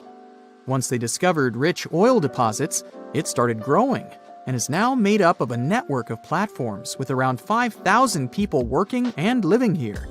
The town has apartments, bridges, a library, a community center, and even a movie theater. The Japanese village of Nagoro has an unofficial second name, the Scarecrow Village. The last children were born here over 20 years ago. It officially has less than 50 residents, but it feels complete thanks to 350 life-size human dolls. When a local lady came back here in 2000 to look after her aging father, she saw the empty streets, shops, and schools. To change that, she and her friends started making cute dolls to replace the residents. The entire town of Whittier, Alaska, lives under one roof of a 14-story building of a former barracks. That's around 220 people who live here all year round, plus all the shops, a police station, a post office, a hospital, and a church. The locals are mostly working in commercial fishing, recreation, and tourism, or for the state ferry and railroad. The idea behind having everyone and everything in one place is to save money on heating in the always cold climate and let the people do all their business inside. This way, they don't have to face the unbearably strong winds. There's a town in Svalbard, Norway called Longyearbyen, where the sun sets on October 25th and doesn't rise again for the next 4 months. When it rises again in spring, the locals gather on the step of an old hospital at 12:15 to welcome the sun and celebrate its return. Then, it doesn't set for over 4 months. It happens because of the way the Earth is tilted on its axis. The sun only rises and sets once each year at the North and South Poles. Longyearbyen is the northernmost town in the world, so it gets affected by that. Its residents occasionally see polar bears and reindeer in the streets and get around on snowmobiles. The Italian village of Viganella was built right at the bottom of a deep valley and on the wrong side of the mountains. They cast huge shadows and deprived the village of the sun for the entire winter. The locals used to live like that for centuries, until one engineer decided to build a large mirror high on the opposite slope of the mountain. It's operated by a computer and reflects light on the central square of Viganella for at least 6 hours a day during the darkest months. Santa Cruz del Islote in Colombia is one of the world's most crowded islands, with around 600 residents in a 2.5-acre area. Fishermen built this island on a coral platform over a century ago. They chose it because of its beautiful location and the absence of mosquitoes. The families of the original settlers were growing, and most of them never left the island. You'll only find people with 6 different last names living here. When the family needs extra space, they just add an extra floor to one of around 100 homes in town. Now it has a school, shops, a church, and 1 restaurant. There is no traffic, since the streets aren't wide enough for cars or trucks, and the distances are perfectly walkable. No one on the island locks their doors, because everyone knows each other, and there hasn't been a single crime. Another place where people don't lock their doors is the Shani Shingnapur village in India. In fact, local homes and even shops don't have front doors, keys, and locks, but locals never feel unsafe. Residents believe their village is under the protection of Lord Shani, who will punish anyone who tries to steal something. A legend says that around 300 years ago, after heavy rain and flooding, the locals found a huge rock. The same night, Lord Shani appeared in the dreams of the village head and promised to protect the village if they kept the rock in the village unsheltered. The deity would live on the rock and oversee the village. Once the first bank opened in the village, they added a glass entrance and a barely visible electromagnetic lock with a remote control to respect the tradition. If you're looking for the most relaxed place in the world, check out the Villages in Florida. You can't move here unless there is at least one person over 55 in your home. And you'd have to leave behind any family members under 19. The most popular means of transportation in the villages is a golf cart. There are all sorts of free fun activities for the residents, so it's far from boring. Imagine discovering an ancient city without leaving the comfort of your home. In 1963, a man in the Nevşehir province of Turkey did exactly that. He was renovating his house. He knocked down a wall in his basement and found a mysterious room. He continued digging and saw a tunnel. This is how Derinkuyu underground city was found. Derinkuyu is one of the deepest multi-level underground settlements of Cappadocia and in all of Turkey. This engineering masterpiece has 8 levels. The inhabitants living on those floors had access to cellars, storage areas, chapels, a school, a study room, and other structures. All floors are connected by an extensive network of tunnels. It's believed that the underground city was built as a shelter. You can't see the construction from the outside. Its depth is approximately 279 feet. The complex was large enough to shelter about 20,000 people, plus their livestock and food supplies. There's also a 180-foot ventilation shaft. People used it both for ventilation and as a well. The well supplied water both to the villagers living on the surface and to those hiding in the underground city. Interestingly, those living on the bottom levels were able to cut off the water supply for the upper and ground levels. This kept the water safe from potential poisoning. The place was designed for protection. The tunnels could be blocked from the inside with huge round rolling stone doors. The passageways were extremely narrow. Potential invaders had to enter the tunnels one at a time. Seems like they thought of everything in the 7th century BCE. Archaeologists believed the Phrygians were the ones who first built the levels. After them, the structure was used and enhanced in Roman times. This was when the chapels were added. The golden time of Derinkuyu, however, was during the Byzantine era. But how did these people manage to create such tunnels? Well, the rock they carved them into wasn't usual. It was soft volcanic rock. It appeared due to a geological process that began millions of years ago. Volcanic eruptions covered the area in thick ash. It then solidified into this soft rock. When the natural forces of wind and water eroded softer parts, only hard elements remained. Fun fact, fairy chimneys are also made of intricately shaped volcanic soft rock, but they formed naturally without any human intervention. I'm still in Turkey, but this time, my destination is Çanakkale, where a myth came to life. For 3,000 years, people believed that Homer's Iliad was fiction and that Troy never existed. In 1863, everything changed. Expatriate Frank Calvert discovered ancient ruins in western Turkey. He was convinced they belonged to the ancient city of Troy. Heinrich Schliemann examined this area in 1868. That's when Troy saw sunlight again after all those centuries. Troy has complex layers. Over the years, 9 ancient cities were built on top of one another. Historians say that the area was strategically located between Europe and Asia, so it became a prosperous trade and cultural center. This strategic position made Troy attractive throughout history.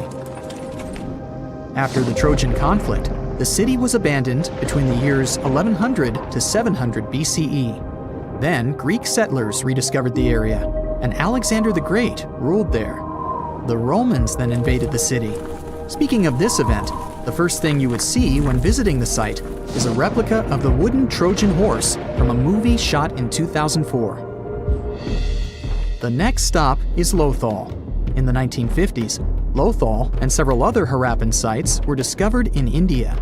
These new provinces extended the boundaries of the Indus Valley civilization. Lothal was an important part of the Harappan civilization. It had vast cotton and rice fields. Plus, it had a bead-making factory. Beads were made from semi-precious stones, like agate. Many of these beads were later found in Mesopotamia, which serves as evidence that Lothal was a thriving trading port. Archaeologists believe that the city was part of an ancient trade route. Traces of agriculture? Check. Traces of trade? Check. What else? The remains of residential buildings, streets, bathing pavements, and drains. Some real city planning, and impressive examples of early urbanization. The town was well constructed. There were modern houses. Some of them had 6 rooms, bathrooms, a large courtyard, and even a veranda. Lothal also had the world's oldest known dock. It linked the city with the Sabarmati River and the trade route. The ancient Mayan city of Calakmul is located in southern Mexico in the tropical forest of the Tierras Bajas. From 500 CE to 800 CE, Calakmul was home to over 50,000 people. There was a central plaza surrounded by outer districts. And if we count both the inhabitants of all those outer areas and those who lived in the center, Calakmul had a population of more than 1.5 million people. It was a city that was habitable for 12 centuries. It's believed that the place had more constructions than any other excavated Maya settlements in the region. After 1000 CE, the Maya civilization there faced a downfall.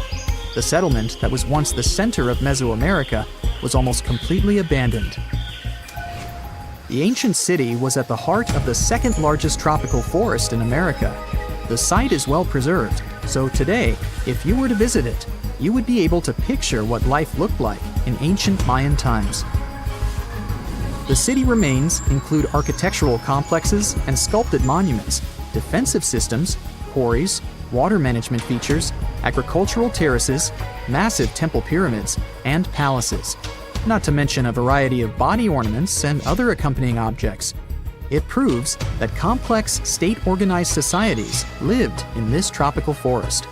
The Mayans depicted nature in their paintings, pottery, sculptures, rituals, and even food. I'm moving on to a place people thought didn't really exist. The city of Thonis Heraklion appeared only in a few inscriptions and ancient texts. Turns out, it was waiting to be discovered for thousands of years. Scientists searched the majority of the coast of Egypt. But then, archaeologist Frank Gaudio and his team detected a colossal face looking at them from under the water. The ancient city of Heraklion was discovered completely submerged 4 miles off Alexandria's coast. In the ruins of the lost city, there were 64 ships, 700 anchors, and a treasure trove of gold coins. Archaeologists consider a 16-foot-tall statue and the temple remains the most important findings discovered by the expedition. Back then, the city had ceremonies and celebrations that took place in the Temple of Amun. The ruins and artifacts were made from granite and diorite, so they were in good condition even after having been in contact with water for centuries. They give people a glimpse into what life was like 2,300 years ago in one of the most important trade ports of the world. The city had a network of canals. You can think of it as an ancient Egyptian Venice. The canals linked many separate harbors and anchorages. Towers, temples, houses, and other structures were also linked by bridges. Thonis Heraklion was the country's main port for international trade and the collection of taxes. No one really knows how the city ended up submerged, but archaeologists connect it with natural causes. At the end of the 2nd century BCE, most probably after a flood, Heraklion got covered with water. Then, Alexandria, the city founded by Alexander the Great, became more glorious than Heraklion. Before Alexandria's fame, Heraklion was the main port of entry to Egypt. So, after the disaster, many ships heading for Heraklion had to change their route and go to Alexandria. Heraklion lost its glory until its rediscovery in 1933. Mesa Verde is an American national park in Colorado. The park is the largest archaeological preserve in the U.S., with more than 5,000 sites, including 600 cliff dwellings. Mesa Verde means green table in Spanish. The name comes from the shape of the mountains in the area, with flat tops and steep sides. The park is an ancestral Puebloan archaeological site.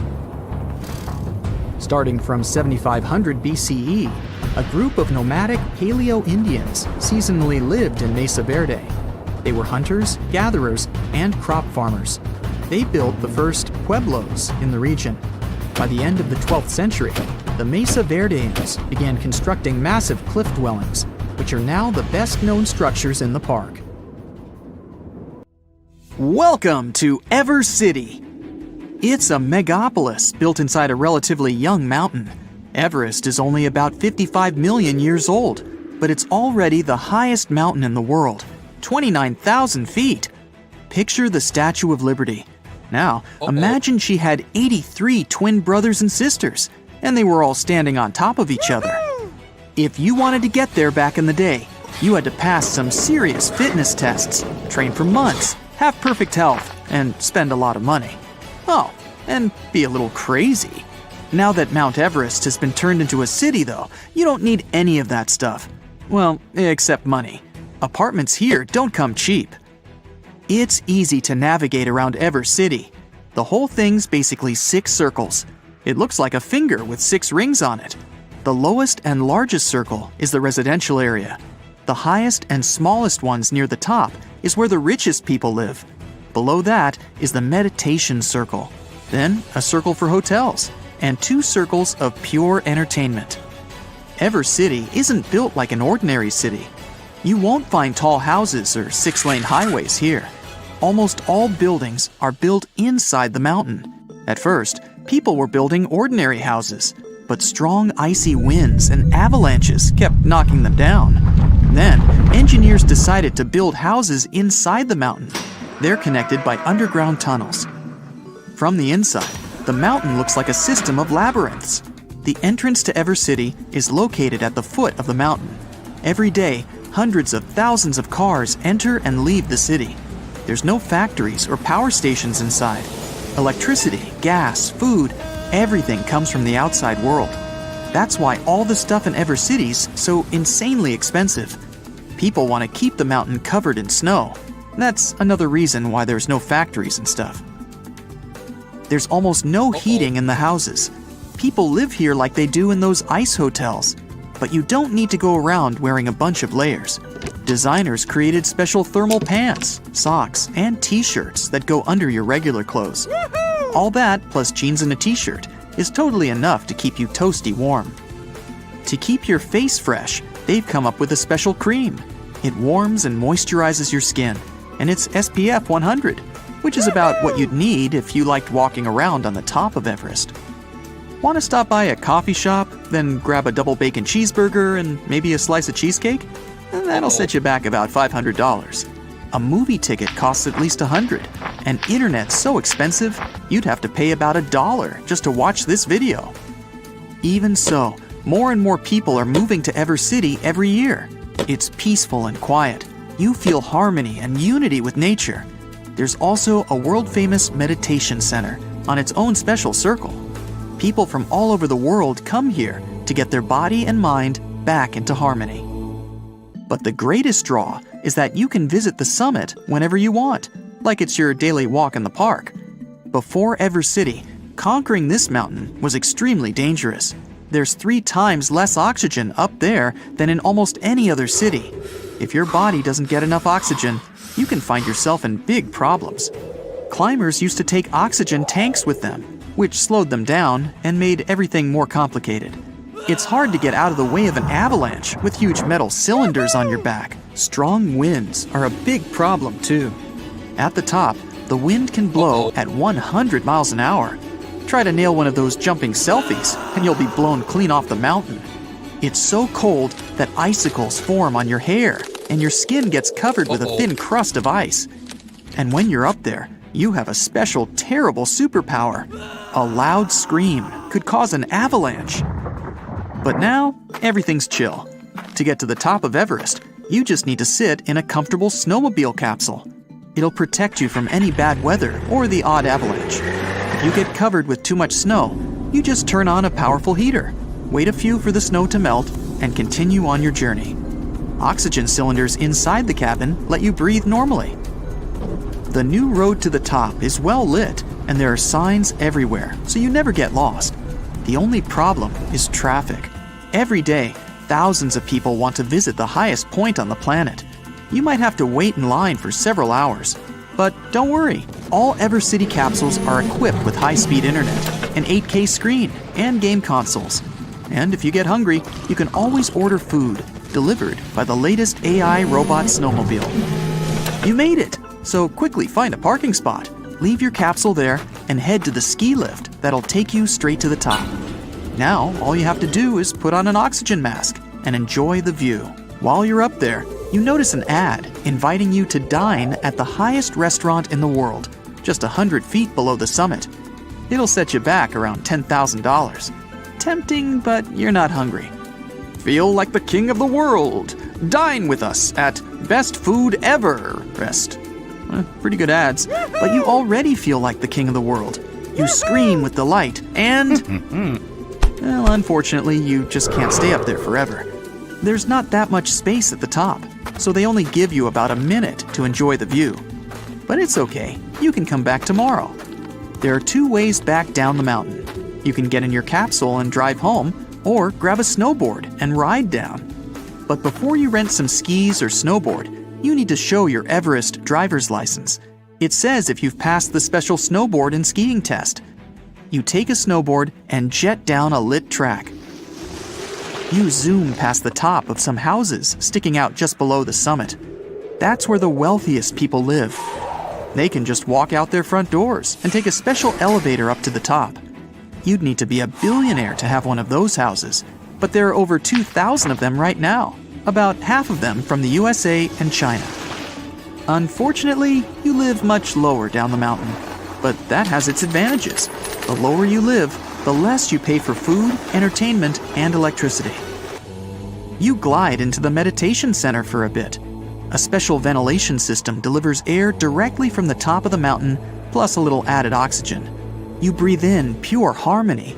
All 6 rings of Evercity have 360-degree views, and from way up there, all you can see is peaceful snowy mountains mixing with wispy clouds. After meditation, you head down to the entertainment rings. They've got it all: coffee shops, any meal you can think of, shows, bowling, arcades, even an ice skating rink that's half inside, half outside the mountain. There are different gyms, but they all have one thing in common: sun baths. You lie down in a hammock or bed, and curtains slide apart above your head. The sun shines through the sealed windows, and you get a full dose of the purest sunlight on Earth. Just 5 minutes, and you're ready for the rest of your day. If you don't want to go outside anymore, you can get home through the tunnels. They're not dark and cold, if that's what you're thinking. Evercity tunnels look like ice caves, lit up by hundreds of lights. It feels like a snowy fairy tale. After a short walk, you get to your apartment. It's compact, but cozy. To save money on electricity, you chose to go without a fridge. No problem, you keep your food in a little box just outside your window. The snow will keep it cold. With the help of a heating and filtration system, you get all the water you need from the millions of tons of snow on Everest. It's the cleanest water around. In the evening, you go down and watch a movie. There's an outdoor cinema at the foot of the mountain. At night, a huge machine projects movies directly onto the snowy surface of Everest. You watch the movie in capsules, either alone or in groups, kind of like a drive-in. Come on over! Visit Evercity any time of the year. So it turns out that you can't drive between South America and North America. And there's a simple reason for that. There are no roads connecting the 2 continents, not even a rudimentary one. Technically, you could try your luck crossing on foot, but let me tell you, that would be a huge, huge mistake. The region that connects the 2 continents is called the Darien Gap. It stretches across southern Panama's Darien province and the northern part of Colombia. The only land route there is a 60-mile jungle trek. Crossing it can take anywhere from 3 to 10 days. It depends on weather conditions, how much you're carrying, and, honestly, just pure luck. Chance plays a big role here, because this isn't some chill, relaxing nature walk. It's a harsh, extreme environment, known for being completely isolated and one of the most dangerous places on Earth. Still, people seem to forget that and go there anyway. Every year, the number of people crossing just keeps growing. In 2014, fewer than 10,000 people crossed the gap. In 2023, that number increased to 520,000. Now, you might be wondering, what are so many people doing in the middle of the two American continents, risking all that danger? Well, that's because the Darien Gap has become a route for refugees migrating to North America. But to get there, they face all kinds of dangers, from insect bites and infections to serious fractures. We're talking about a no-man's land. Since there are no police stations, immigrants must also watch out for thieves. Along the way, they have no choice but to rely on and support each other. Most people start the crossing with at least a tent or tarp, rain boots, water, and some food. But these things get heavy fast, and people normally can't carry enough supplies for the entire journey. At some point, people start drinking river water to avoid dehydration. But the water's full of bacteria and dirt, so it causes intestinal issues. And if things get serious, there's no medical help there. To make this whole scenario even worse, the temperatures are brutal, often hitting over 95 degrees Fahrenheit. Now, a small subset of people who venture through the Darien Gap are hardcore adventurers and travelers looking for a survival experience in the jungle. But this region is no place for a relaxing vacation. A group of tourists who went there in 2023 ended up getting jungle rot, a fungus that affects the feet. The situation got so bad that a woman had to be carried out by the group on the last day because she couldn't walk. No matter how prepared people are for the Darien Gap, in the end, survival mostly comes down to luck. Out there, travelers won't find cities with solid infrastructure where they can crash at a hotel and gear up for the next day. In some spots, they might stumble across basic camps right in the jungle. These camps might offer wooden platforms for tents, bucket showers, toilets, and even plates of chicken and rice. But it all comes at a price. Wi-Fi, for example, might cost $2 an hour, and that seems like a pretty good deal, considering there's no cell phone service on the trail. They pretty much lose all contact with the outside world. Now picture a dense rainforest with steep, muddy terrain. The hiking trail is littered with boulders and tangled with vines, like nature's own tripwires. It climbs sharply over a mountain, becoming a serious challenge even for someone in good physical shape. The area also gets constant heavy rainfall, which can lead to landslides, flash flooding, and extremely muddy conditions. The situation gets so intense that even the t-shirts and faces of those who make the crossing end up covered in mud. They'll also have to cross a lot of fast-moving rivers. A Venezuelan dad who recently went through the area with his 2 kids said their sneakers ripped apart on the very first day. That's how powerful the rivers can be. And they're deep, too. Sometimes the water reaches all the way up to their shoulders. But the dangers in that area aren't recent. For centuries, the Darien Gap was thought to be impossible to cross. The first Europeans who ventured into Latin America saw it as kind of a jungle training school. They totally knew about its dangers, but still, many adventurers tried to make the crossing in the years that followed. In 1854, for example, an expedition disappeared for 49 days in the jungle, battling starvation and exhaustion. Then again, in 1870, a group of 100 men set out to cross it. Even though they were well prepared and carried cutting-edge equipment for the time, they still suffered tremendously during the journey. They had to rely on incredible resilience to survive the challenge. Over the years, people who ventured in often ended up passing away from hunger, thirst, and even drowning in rivers. They also faced the risk of being attacked by dangerous animals like jaguars, white-lipped pecaries, and the fer de lance, a fast, irritable snake that is one of the most venomous out there. The area is also swarming with mosquitoes, which can spread serious health problems. Leaning against trees to rest can also be risky. This jungle is full of spiked chunga palm trees, which are covered in long black spines up to 8 inches long. Unfortunately for us, these spines are covered in all sorts of bacteria. Just brush against a chunga, and you could end up with infected wounds. And yet another danger is getting lost in the dense forest and never finding your way back to safety. These days, though, this risk is a lot lower. Some people have mentioned color-coded markers that help guide travelers and keep them from going the wrong way. If they see blue or green fabric tied to trees, it means keep walking. But if they spot red fabric, that's a sign they're going the wrong way and need to turn around quickly. Since there are so many dangers, why not just build a road through the Darien Gap?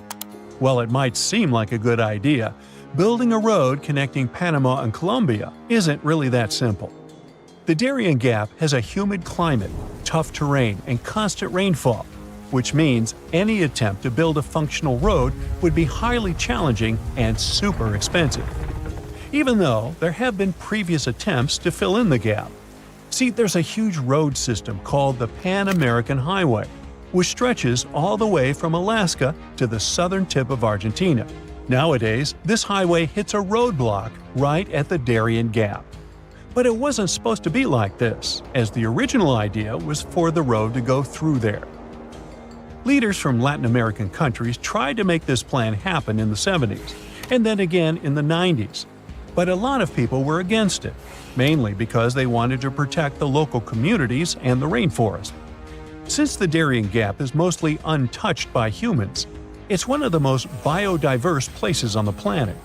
It's believed that 1 in 5 species are endemic to the region, meaning they only exist in that specific area, like the Darien pocket gopher and the slatty slender mouse opossum. A road would have really damaged the ecosystem in the area, so the plans were scrapped. Eventually, an alternative was created to travel by sea. At least 2 companies started a ferry service connecting the 2 countries. However, the business wasn't profitable, and they ended up shutting down. Not long ago, Panama decided to close the Darien Gap route. Now they're sealed off with barbed wire fencing. It might just be a matter of time before other routes are created. But if you are an adventurer looking to visit South America, it's probably not best to wait for that. Traveling by plane to Colombia will always be a much safer option. On September 16th of 2023, without warning, the Earth began to hum. A low, strange vibration reverberated through the crust. This set off seismic alarms all across the globe. For 9 days straight, the planet was pulsing with this horrifying rhythm, and scientists had no idea what was going on. Meanwhile, the total disaster was happening in Greenland. It wasn't an earthquake. They knew that much. They could tell it by the rhythm. Since we all live on giant tectonic plates, they constantly move and slide on magma like icebergs on water. Sometimes, as they move, they can rub against each other or collide or break. In any case, all this causes an incredible release of energy that sends shockwaves through the ground. That's when we feel the ground literally shaking, and it's what we call an earthquake.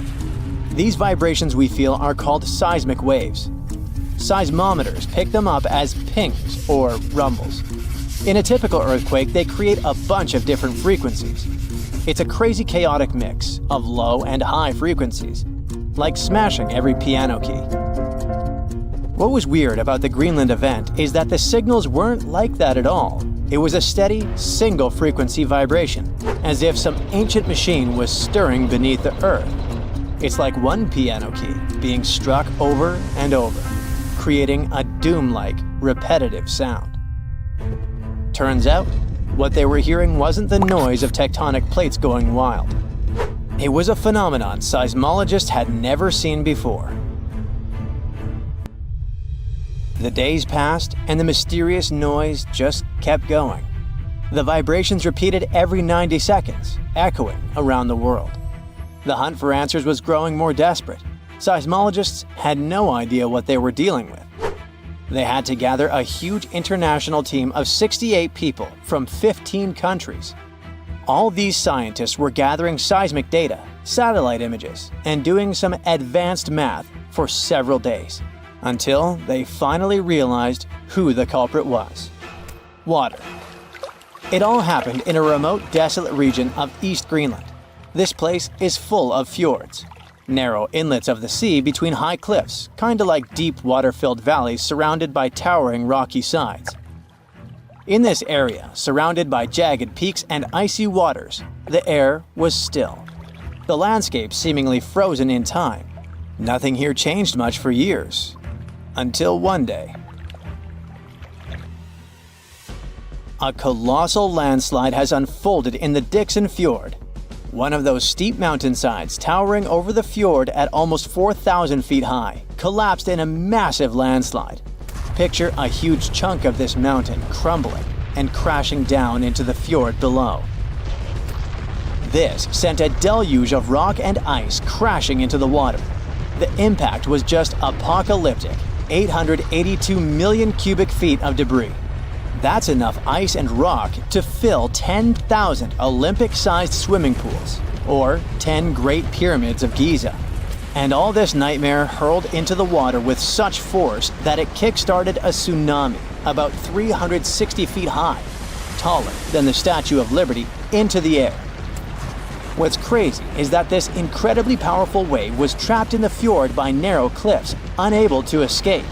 It's like water sloshing in a closed bathtub. For 9 days, the mega tsunami continued to churn through it.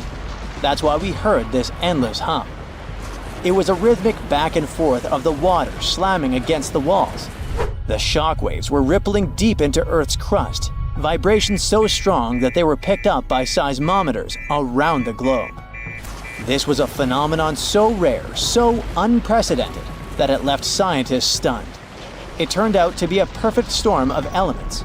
A glacier, weakened by years of warming, could no longer bear the weight of the mountain above. This collapse was inevitable, and the chaos literally shook the Earth to its core. And people often hang out in this area with cruise ships passing by. We're lucky that no lives were lost in the disaster. It was a close call though. A tourist ship stranded in the area just 2 days before narrowly escaped the tsunami's reach by pure luck. But it doesn't mean there were no losses. The waves destroyed a nearby Inuit site, which was there untouched for over 200 years. They also swept away the huts at a research station that were about 43 miles away. The vibrations traveled from Greenland to the South Pole in less than an hour. That just shows how dangerous events like this can be. And this isn't the only place where such catastrophes are happening. In the beautiful California community of Rancho Palos Verdes, the ground is shifting so quickly that it's tearing homes apart. The land there has always been kinda unstable. It has some unique geology. It's built on soft, clay-rich soil and sits on a geological fault line, which makes it prone to landslides. This means that this land is prone to slow natural shifting over many years, even when no crazy weather is happening. It's been like this for decades, but usually it's slow and pretty manageable, like about a foot a year. Imagine a tree that you played with as a kid moving 20 feet to the left as you grow up. For decades, residents adapted. They built their homes on adjustable beams. This helped the houses to move with the land, and that strategy worked well until now. Recently, things have been getting much worse in the community. Now, the land is moving by a foot in a single week. That would be like if the same tree moved almost 960 feet since you were a child. The past 2 years have also caused some heavy rains, and the weather has been getting worse. This increased water content in the soil. The land became heavier and more prone to rapid movement. Now, this once idyllic seaside escape turned into a disaster zone. Cracks have appeared in closets, gardens, and roads, growing larger with each passing day. Streets that were once smooth are now buckled and twisted, with roads turning into a crazy theme park. Houses that once stood firm are being ripped from their foundations, some of them split in half. One of the houses had its front door 8 feet off the ground. Entire neighborhoods have been plunged into chaos. Utility companies had to switch off gas and electricity indefinitely to prevent potential disasters. The hardest hit is the coastal neighborhood of Portuguese Bend, where residents are living on the edge, literally. It always had amazing ocean views and cool sea breezes, with horses and peacocks still wandering the tree-lined streets. But now, it's like an earthquake hit. Only this time, the earth isn't stopping. For many, this place feels like paradise if only the land would stop shifting beneath their feet. So the locals don't give up. Some of them had to leave, but many are determined to stay and fight despite the destruction. But they still have to pour in hundreds of thousands of dollars to save their properties. People have installed generators to keep the lights on and set up sewer systems and pumps to drain the groundwater causing the landslides. Some say that the only way for these neighborhoods to survive might be to go completely off-grid, installing power walls to store energy and stuff like that. People are trying their best to run the sewer system off generators. They hope that they could get rid of this water in the soil that's causing these hellish landslides in the first place. They're determined to fight, but they will need help and support from the government to fight this disaster. Landslides are actually more common across the US than many might think. And new maps and data show that tons of people in the country might be in danger. Scientists managed to create the first very detailed, very cool map that shows where these landslides might happen, county by county. It's based on a lot of data and the history of 1 million previous landslides. They say that nearly 40% of the United States is at risk of experiencing landslide activity, which could lead to some insane catastrophes in certain areas. Luckily, now both residents and engineers can keep this in mind. But all this shows how vulnerable we are to natural disasters and how we should always stay alerted. You'd be surprised to find out the life-changing discoveries a person can make just by browsing Google Maps. Like this guy, who found a suspicious crater and might have made a major scientific discovery. In 2024, Canadian Joël Lupoint was planning a casual camping trip in his homeland. He opened Google Earth and zoomed in Quebec's Côte-Nord region. That's when he saw it, this unusual rounded structure. The measurement was impressive, 9.3 miles from one point to another, and there seemed to be a lake next to it. He was quick to print the screen and sent the image to a French geophysicist to see if he knew anything about it. Most times these images turn out to be nothing, or simply Google Earth watermarks. But he was surprised when he opened his email and saw the scientist's reply. The geophysicist said that, judging by the looks of the topography, Lapointe could have discovered a meteor impact area. Now, impact areas are really hard to identify. Since they've been around for millions of years, most of their shapes have been heavily changed by erosion. Scientists call these areas impact structures. They're usually circular or crater-like and are made up of deformed bedrock. It happens when a meteor falls into the surface of the Earth. Here's the thing. Since the crater has huge walls around it, these areas are usually mistaken for mountain ranges. That's what left the Canadian explorer confused. But the French geophysicist that analyzed the case gave him hope. That weird formation in Quebec had been classified as a type of volcanic formation. After Lapointe brought this subject back to the agenda, scientists had to dig a little deeper to find the truth. Until this recent discovery, scientists thought the area looked like that due to some volcanic formation. This is actually normal, since other things such as volcanism and sinkholes can be mistaken for impact craters. To verify, they asked for some samples of the site. This is a more reliable way to fact-check whether a meteor landed there or not. When the meteor hits the Earth, it brings different types of minerals from outer space. That's the wonderful thing about impact craters. They reveal a link between Earth and the outside universe. By now, scientists have cataloged most of the minerals that are native to our planet. When they're searching for an impact structure, they usually look for things such as tiinite and chemisite, which can only be found in meteors. The biggest known impact crater in the world is the Vredefort crater, located in South Africa. This big thing was formed some 4 billion years ago. The asteroid that made it is estimated to have been one of the largest ever to strike planet Earth. When the researchers got the results of the site back in Canada, they did confirm that it contained zircon, a mineral that tends to show areas of impact. There's no way to guarantee that Lapointe really found an impact crater, but scientists are organizing a research mission over to the area just to make sure. If it turns out that it really is an impact crater, that's pretty huge news, since the last discovery was made in 2013. Another one of these mesmerizing discoveries came from a 15-year-old boy. William Goddery was also a Canadian, and for some reason loved looking for long-lost Mayan cities. Different from the previous story, William had an intention and a research methodology. He had studied many books on Mayan civilizations. He believed that Mayans built their cities in relation to the stars in the sky. So he opened a book and mapped all the cities that have already been unearthed. And that's when he noticed something important. There is an area in the Yucatan Peninsula in Mexico where archaeologists have unearthed 2 Mayan cities. But on the constellation map, there are 3 stars. He thought to himself, could this mean there is a lost city waiting to be discovered nearby? William Goddery is known to be a science genius and has even won an award for this constellation theory. When he noticed that a 3rd city was missing from the 23rd constellation he was examining, he began to search Google Earth for satellite pictures that could help him solve this mystery. Advances in satellite tech have shed new light on long-lost Mayan cities such as Tikal. Located in the heart of the Guatemalan jungle, Tikal is believed to have been the capital of the ancient Mayan Empire. He had hopes, so he reached out to a friend inside the Canadian Space Agency to verify what he had found.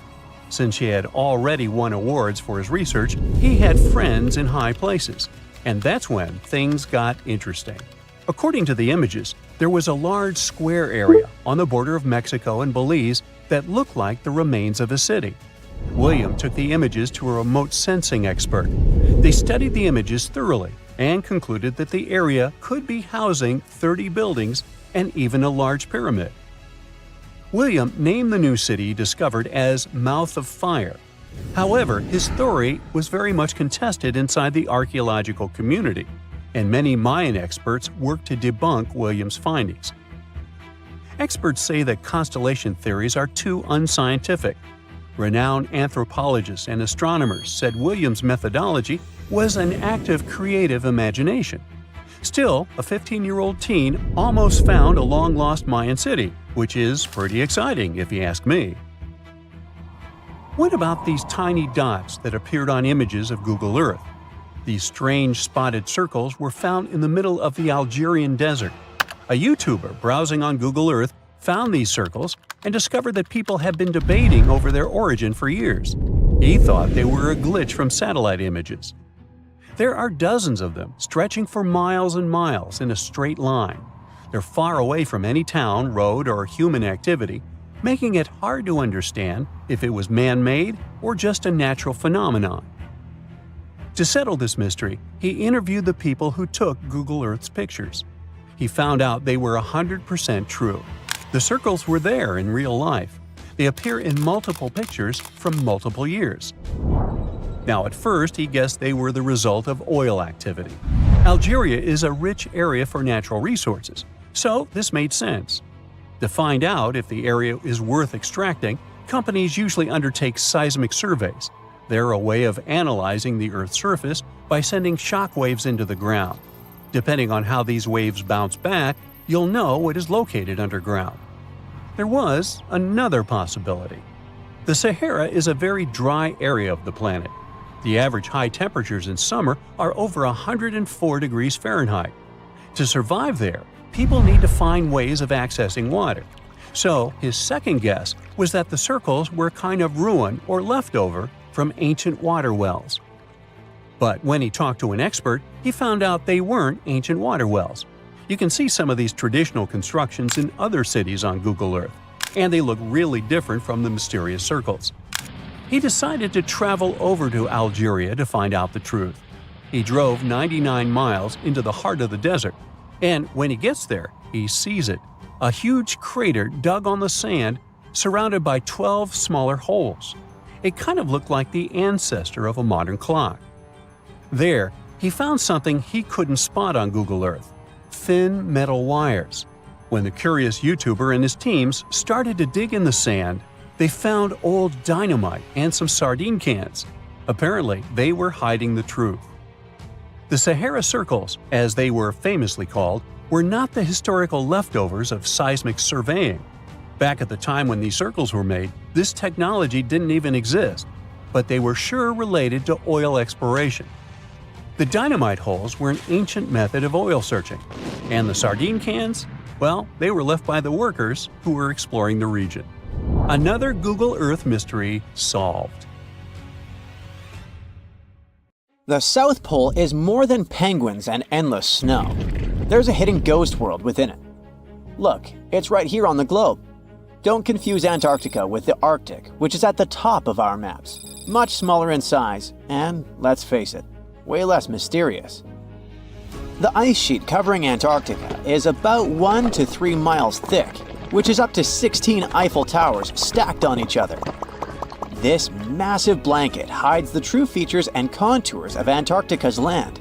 We still don't know much about this mysterious continent, and it is ice and snow that are to blame. We still don't even know the true shape and size of this continent. Mapping Antarctica without some huge shovels is an incredibly hard task. But satellites learned to penetrate the ice with their cameras. And now we know there's actually an enormous, dramatic ancient landscape beneath the snow. The ghost of the past. About 90 million years ago, Antarctica was a much warmer place. It was actually a lush rainforest with tons of plants and probably teeming with life. It even had rivers flowing through it. Then the ice came. This happened about 34 million years ago, during the transition from the Eocene to the Oligocene, when our planet cooled significantly. It was the beginning of one of our several ice ages. The land remained, but now was hidden under ice and snow that got thicker and thicker. To a regular eye, Antarctica turned into a white desert, vast, flat, and featureless. Time went on. This massive ice sheet moved around, smoothing and shifting the ground beneath it. Over the millions of years, it changed what the land looked like. Now, if we looked under the ice, it wouldn't hold any signs of the original South Pole, except for one place. In areas where the ice is especially thick and doesn't move much, like in East Antarctica, it has actually worked the other way around. It became like a super thick blanket that protects the land. Normally, things like wind or rain slowly wear away the ground over time, changing its shape. But since we have this protective ice blanket, it prevents these natural processes from reaching the stuff underneath. So, the ground stayed almost the same for millions of years, like it's been frozen in time. This special area near the Aurora and Schmidt subglacial basins has become the ghost of Antarctica's landscape. This place was barely touched even since it was first covered in snow 34 million years ago. This is a historical footprint, a place that can tell us what Antarctica's ground looked like before it became a freezing nightmare. As scientists peered under East Antarctica, they saw an amazing ghost. The traces of the rivers that were flowing there millions of years ago, various valleys, and some weird little islands, as well as 3 big chunks of land shaped like the letter U. Hey, what's that all about? You see, the continents on our planet are moving constantly, sliding along the red-hot lava mantle like cereal on milk. Over history, they came together and broke apart several times. Hundreds of millions of years ago, several continents were a part of one enormous Gondwana. Antarctica was one of them.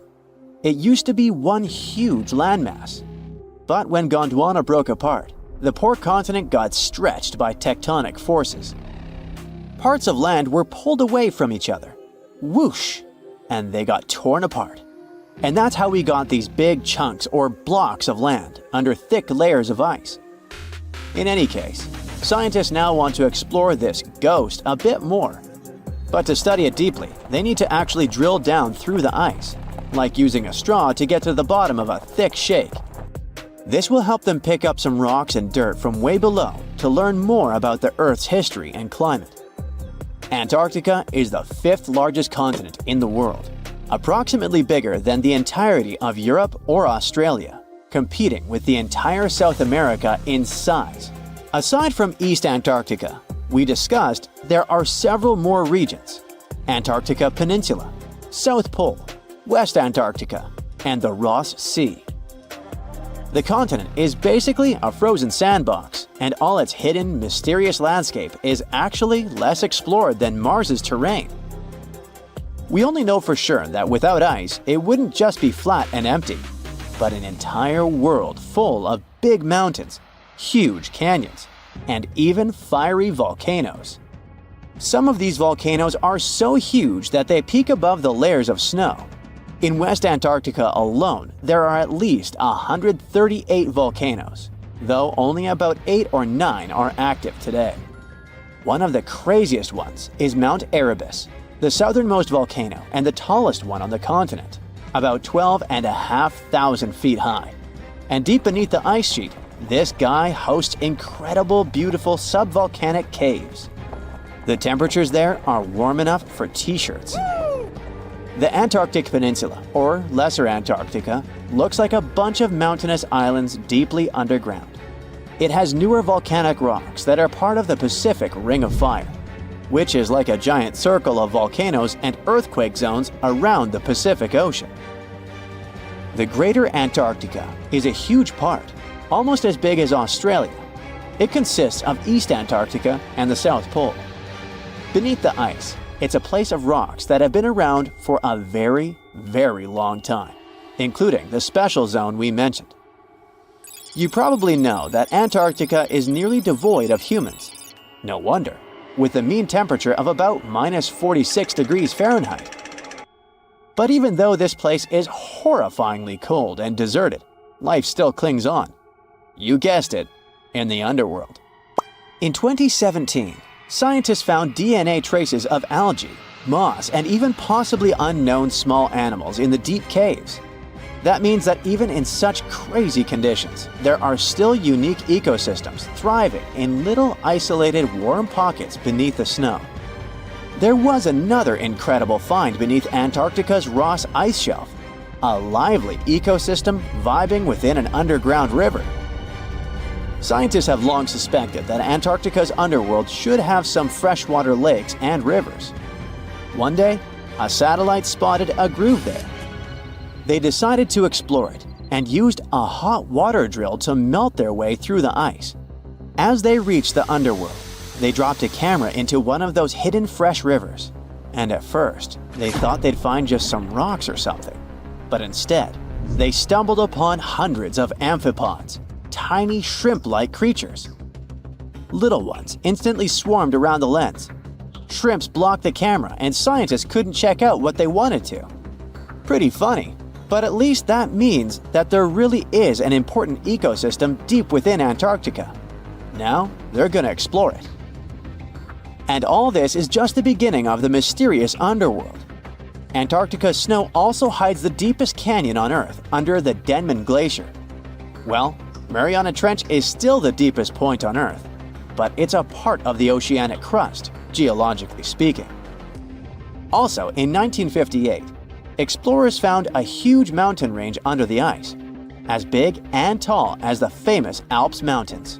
The range stretched for about 745 miles with peaks as high as 1.7 miles.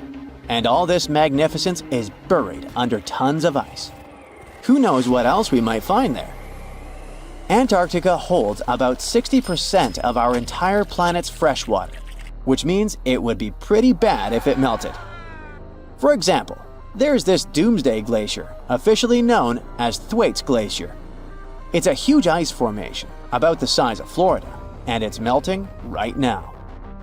Every year, the sea levels rise by 4% because of it. If this guy melts away completely, the sea levels all around the world will increase by 2 feet, which might not sound like a lot, but it would be catastrophic for coastal areas.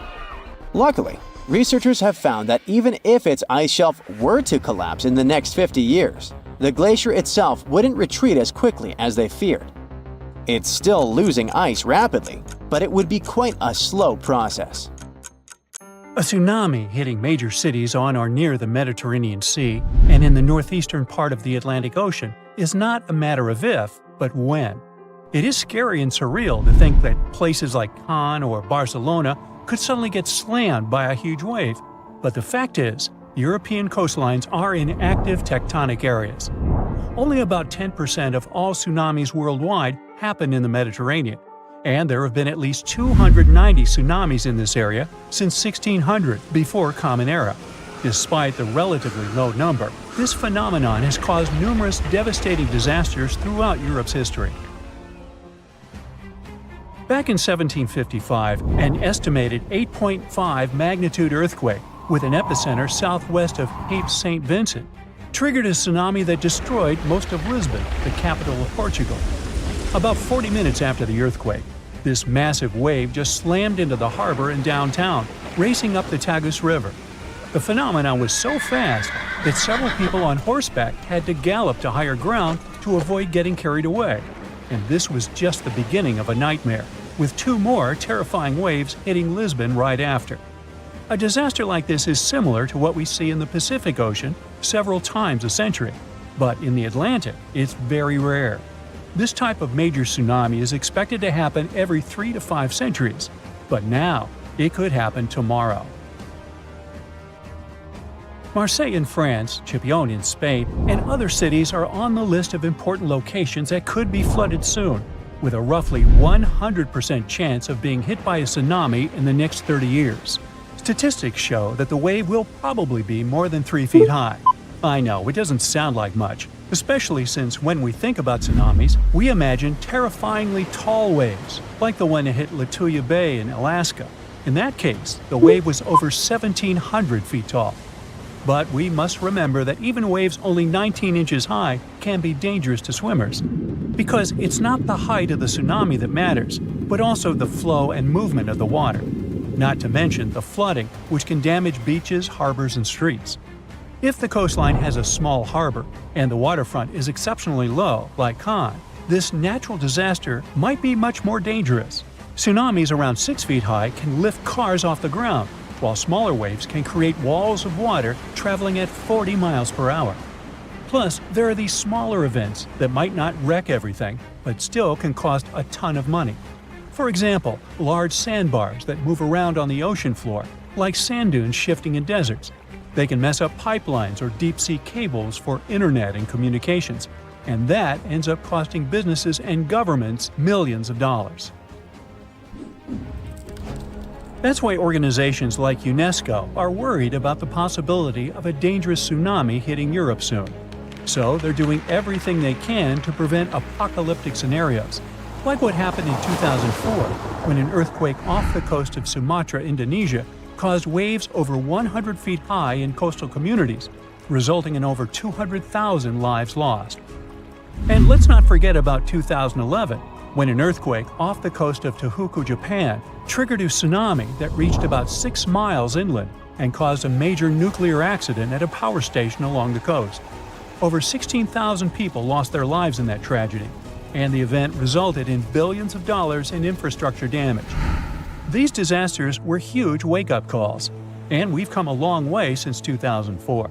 We're much safer today, largely because the tsunami warning system is highly effective at quickly detecting this dangerous situation.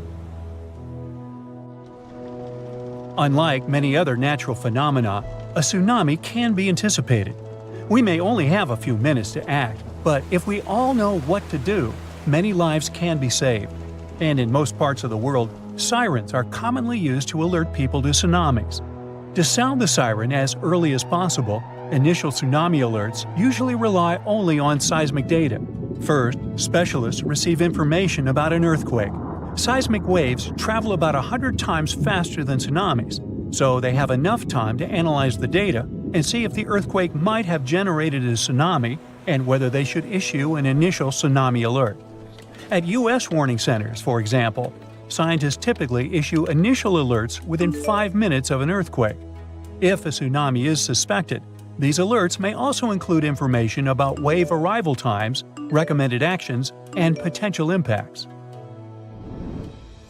But sounding the alarm is not enough. To save lives, coastal communities also need to be trained to respond fast and in the best way possible.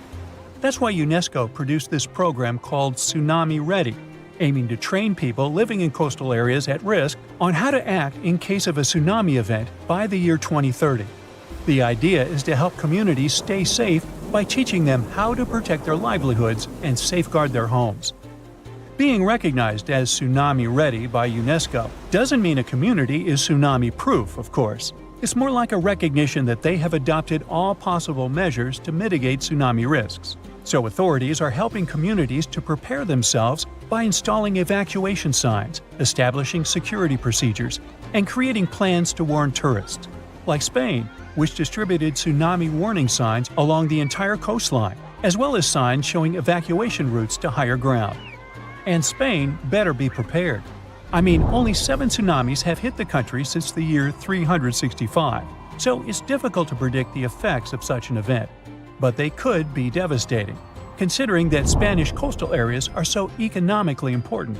There's also a danger zone in the Averroes Fault beneath the Aboran Sea. If an earthquake happens at this point, people will have only 21 minutes to escape a tsunami. UNESCO has also established 12 tsunami warning centers, which cover Europe as well. This initiative involves 5 centers located in the Mediterranean and Northeast Atlantic regions. These centers can save thousands of lives because they monitor ocean disturbances 24/7. Then, after analyzing the threat, they send out messages based on the event's potential to cause a tsunami. The intensity scale ranges from no effect to completely devastating. And by that, they understand that nearly all brick buildings could be demolished by waves, and even the most reinforced concrete structures could suffer heavy damage. Now, so far, we have mostly talked about tsunamis caused by earthquakes along converging tectonic plate boundaries. In fact, earthquakes have accounted for over 80% of tsunamis since 1900. But tsunamis can also result from landslides, volcanic eruptions, and even meteorite impacts. Experts are also worried that with the current changes in climate, we might see more of meteotsunamis popping up in the Mediterranean. These ones are triggered by freaky weather conditions and can mess with any coastline that's got a shallow seafloor. They might not be as huge or famous as the earthquakes ones, but they can still cause significant property damage and put people in danger. For instance, in 2006, a meteotsunami struck the harbor of Ciutadella on the Spanish island of Menorca. Yachts were tossed into each other and later stranded on the harbor floor as the water receded, resulting in tens of millions of euros in damage. Unfortunately, meteotsunamis in the Mediterranean tend to be stronger during summer, so if you're planning to spend your vacation in Europe, stay alert for any signs of dangerous waves. If you suddenly encounter a tsunami moving in your direction, remember this is the time to react. Move to higher ground as far inland as possible. Pay special attention to any emergency alerts and information, and follow the guidance of local authorities. Most importantly, do not wait around taking photos. Leave the area as soon as you notice any signs of this danger event, or if you hear an official tsunami warning. Hey, stay safe. Very recently, astronomers have found 3 potential super-Earth planets orbiting a somewhat close orange dwarf star. The term super-Earth is used to describe a planet beyond the solar system with a mass higher than that of Earth but below those of the ice giants of the solar system, Uranus and Neptune. An international team of researchers, led by Dr. Shweta Dalal from the University of Exeter, found that the exoplanets were orbiting star HD 48498, which is located around 55 light-years away from Earth. The planets travel around their star in 7, 38, and 151 Earth days, respectively. The study describing these findings appeared in the journal MinRes on the 24th of June, 2024. The coolest thing here is that the outermost exoplanet candidate orbits in the habitable zone of its host star, and the conditions there might be comfortable enough for liquid water to exist on the surface without boiling or freezing. Such habitable regions around stars are also known as the Goldilocks zone and are believed to be ideal for potentially supporting life. Another reason this discovery is so important is that the orange host star is like our Sun. But since it's an orange dwarf, it produces less radiation than our yellow dwarf star. It's also the closest planetary system to host a super-Earth in the habitable zone of a Sun-like star, which makes this discovery super exciting. It can help us move forward in our quest to locate habitable planets around solar-type stars. Who knows? Maybe this planet will be our new home one day. These potential super-Earths were detected thanks to the HARPS and Rocky Planet Search Program. Throughout a decade, the team taking part in this research has collected nearly 190 high-precision measurements using special equipment. By analyzing the spectrum of light coming from a star, astronomers can figure out whether it's moving toward us, this is known as blue shift, or away from us, that's what we call red shift. And still, to make sure their findings were correct, the team used lots of different methods and comparative analysis. Everything confirmed their conclusions. There indeed are 3 planetary candidates with minimum masses ranging from 5 to 11 times the mass of our home planet. The team also believes that the proximity of the star, together with the outermost planet's favorable orbit, can make this system a great target for future studies. Hopefully, further research will open doors for our understanding of planetary systems and the potential of life outside our solar system. Scientists have already discovered more than 5,000 exoplanets, which are planets outside the solar system, since the first such world was confirmed orbiting a Sun-like star in 1995. To find those distant planets, astronomers used different equipment, like NASA's Kepler Space Telescope, launched in 2009. Its mission was to find as many Earth-like planets dwelling in the Milky Way galaxy as possible. But it's not the only instrument used for searching exoplanets. Anyway, now let's look at the most exciting and promising of these worlds. Gliese 667 cc is a mere 22 light-years from Earth. But even though it seems close, it's still around 129 trillion miles away from us. The planet itself is around 3.8 times as massive as Earth and completes one orbit around its host star within 28 days. In other words, a year on that Earth-like planet is 13 times shorter than a year on our planet. Luckily, the star is a cool red dwarf, so the exoplanet most likely lies in its habitable zone. But there's still a chance that this world might be regularly baked by the flares coming from its parent star, which is not cool on many different levels. Kepler 22b is way further away than the previous world, more than 600 light-years away from our planet.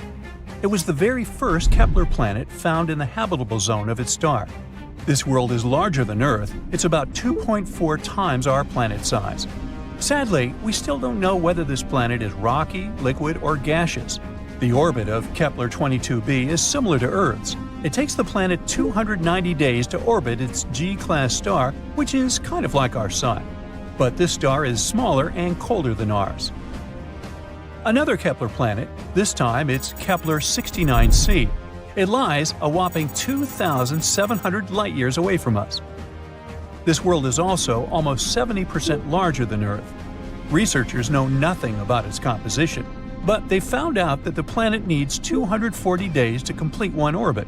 This makes its position in its system like that of Venus in our solar system. At the same time, this world might be more habitable than Venus since its host star is a bit less luminous, 80% of our Sun. TOI 733b is a recently discovered world. It was found in 2023. It's out there, 245 light-years away from Earth, and needs just 4.9 Earth days to complete an orbit around its star. But the coolest thing about this planet is that it might have a massive ocean. According to scientists, the planet is likely to be completely covered with water. Does that mean there could be life on this super-Earth? Time will tell. GJ 1214b is located 48 light-years from Earth. This planet is a super-Earth, almost 3 times bigger in diameter and 8 times heavier than our home.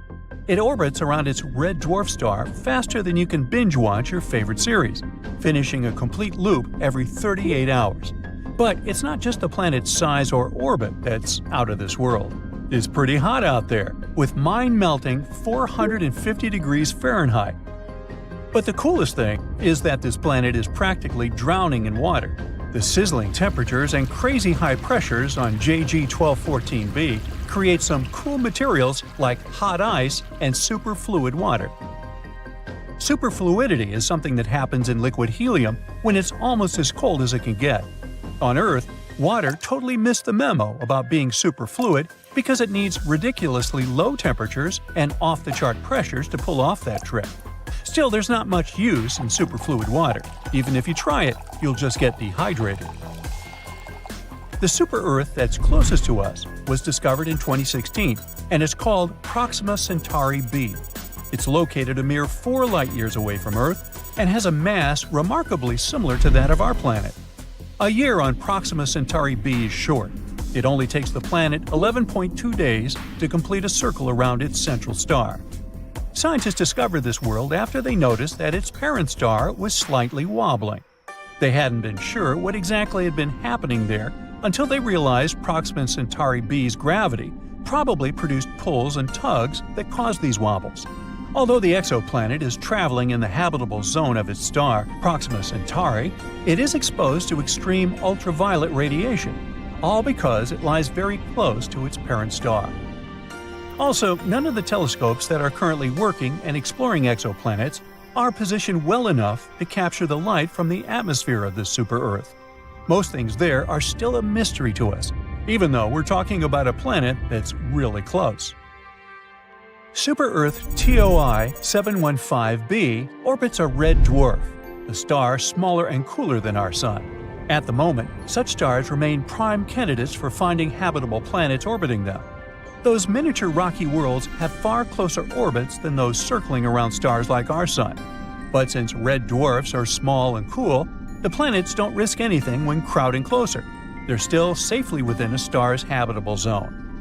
Experts say that TOI 715b might have once had an atmosphere thicker than that of Neptune, and now the planet could be in a transition state where it's losing its atmosphere.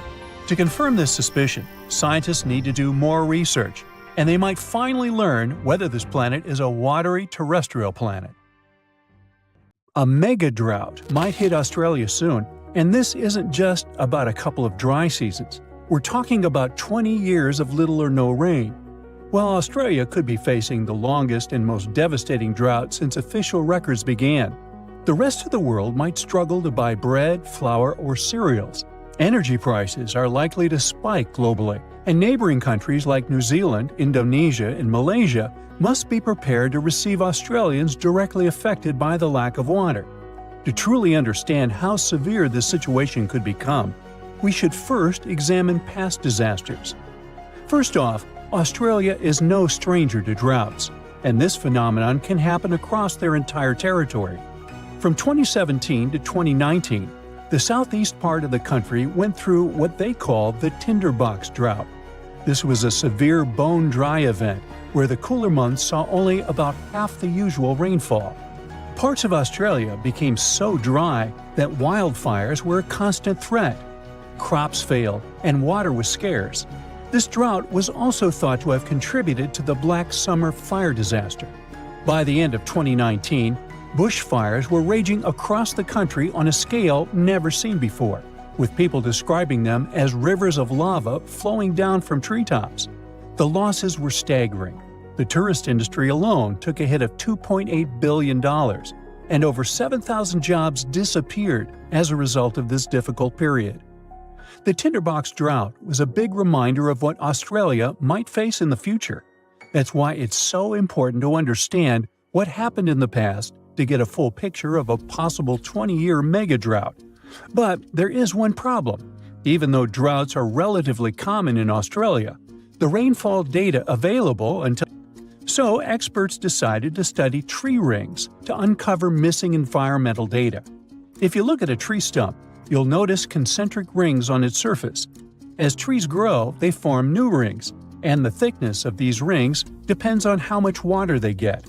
During a mega drought, the rings appear thinner because the trees don't have much water.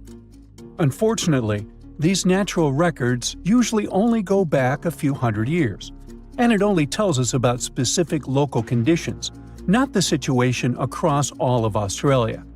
So, experts turn to computer models to simulate how Earth's climate changed from the year 850 to 2000. This approach helped them to paint a picture of when megadroughts might have occurred in Australia and how to predict what might happen in the future. But what they were really interested in was whether the human factor might be making this scenario worse over the years and if we are somehow intensifying these dry periods. So, Are we to blame for these mega droughts? The short answer is, we're not sure yet. On one hand, dry periods in Australia do seem to last longer than they did before factories and machines became common. On the other hand, they don't seem to be getting more intense or happening more often than before industrial times. This means a drought lasting 20 years might not be directly linked to human activities. Actually, this kind of phenomenon is just a normal part of how rainfall changes in Australia over time. This is backed up by evidence from ice cores, which suggests that a 39-year drought hit eastern Australia around 800 years ago. What makes it all so fascinating is that there isn't just one cause for this phenomenon. I mean, there is no single mechanism that explains all cases of megadroughts. It happens because the right combination of ocean and atmospheric conditions come together, and you end up with a drought. And just by random chance, you might have periods where there are 100-year-long droughts. Despite what many people think, megadroughts are not geographically isolated.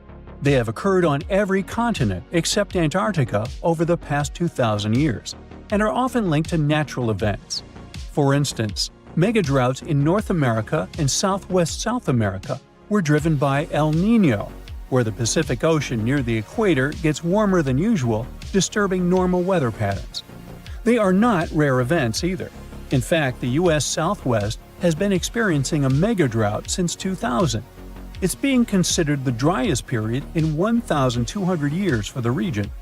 Major reservoirs like Lake Mead and Lake Powell are at low levels. Heat waves are hitting cities like Phoenix and Las Vegas harder than ever, and wildfires are happening more frequently as the land gets drier.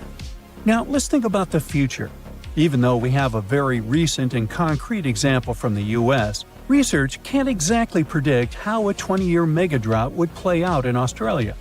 Usually, such events show up mainly as reduced rainfall and snowfall. But in most areas, the increase in drought risk will be caused by a warmer, more arid atmosphere. So the ground will probably look parched and cracked, rivers and lakes will likely shrink, and the sky will be relentlessly clear and blue, with barely a cloud in sight. Farmers might struggle to grow crops, making grocery prices rise worldwide. Things like bread, flour, and cereals may become scarcer, as Australia supplies about 13% of global wheat exports. Coal mines might be affected, as they depend on water for extraction, washing, and processing. That might drive up power costs for industries around the world, which could be passed on to consumers, impacting global growth and inflation.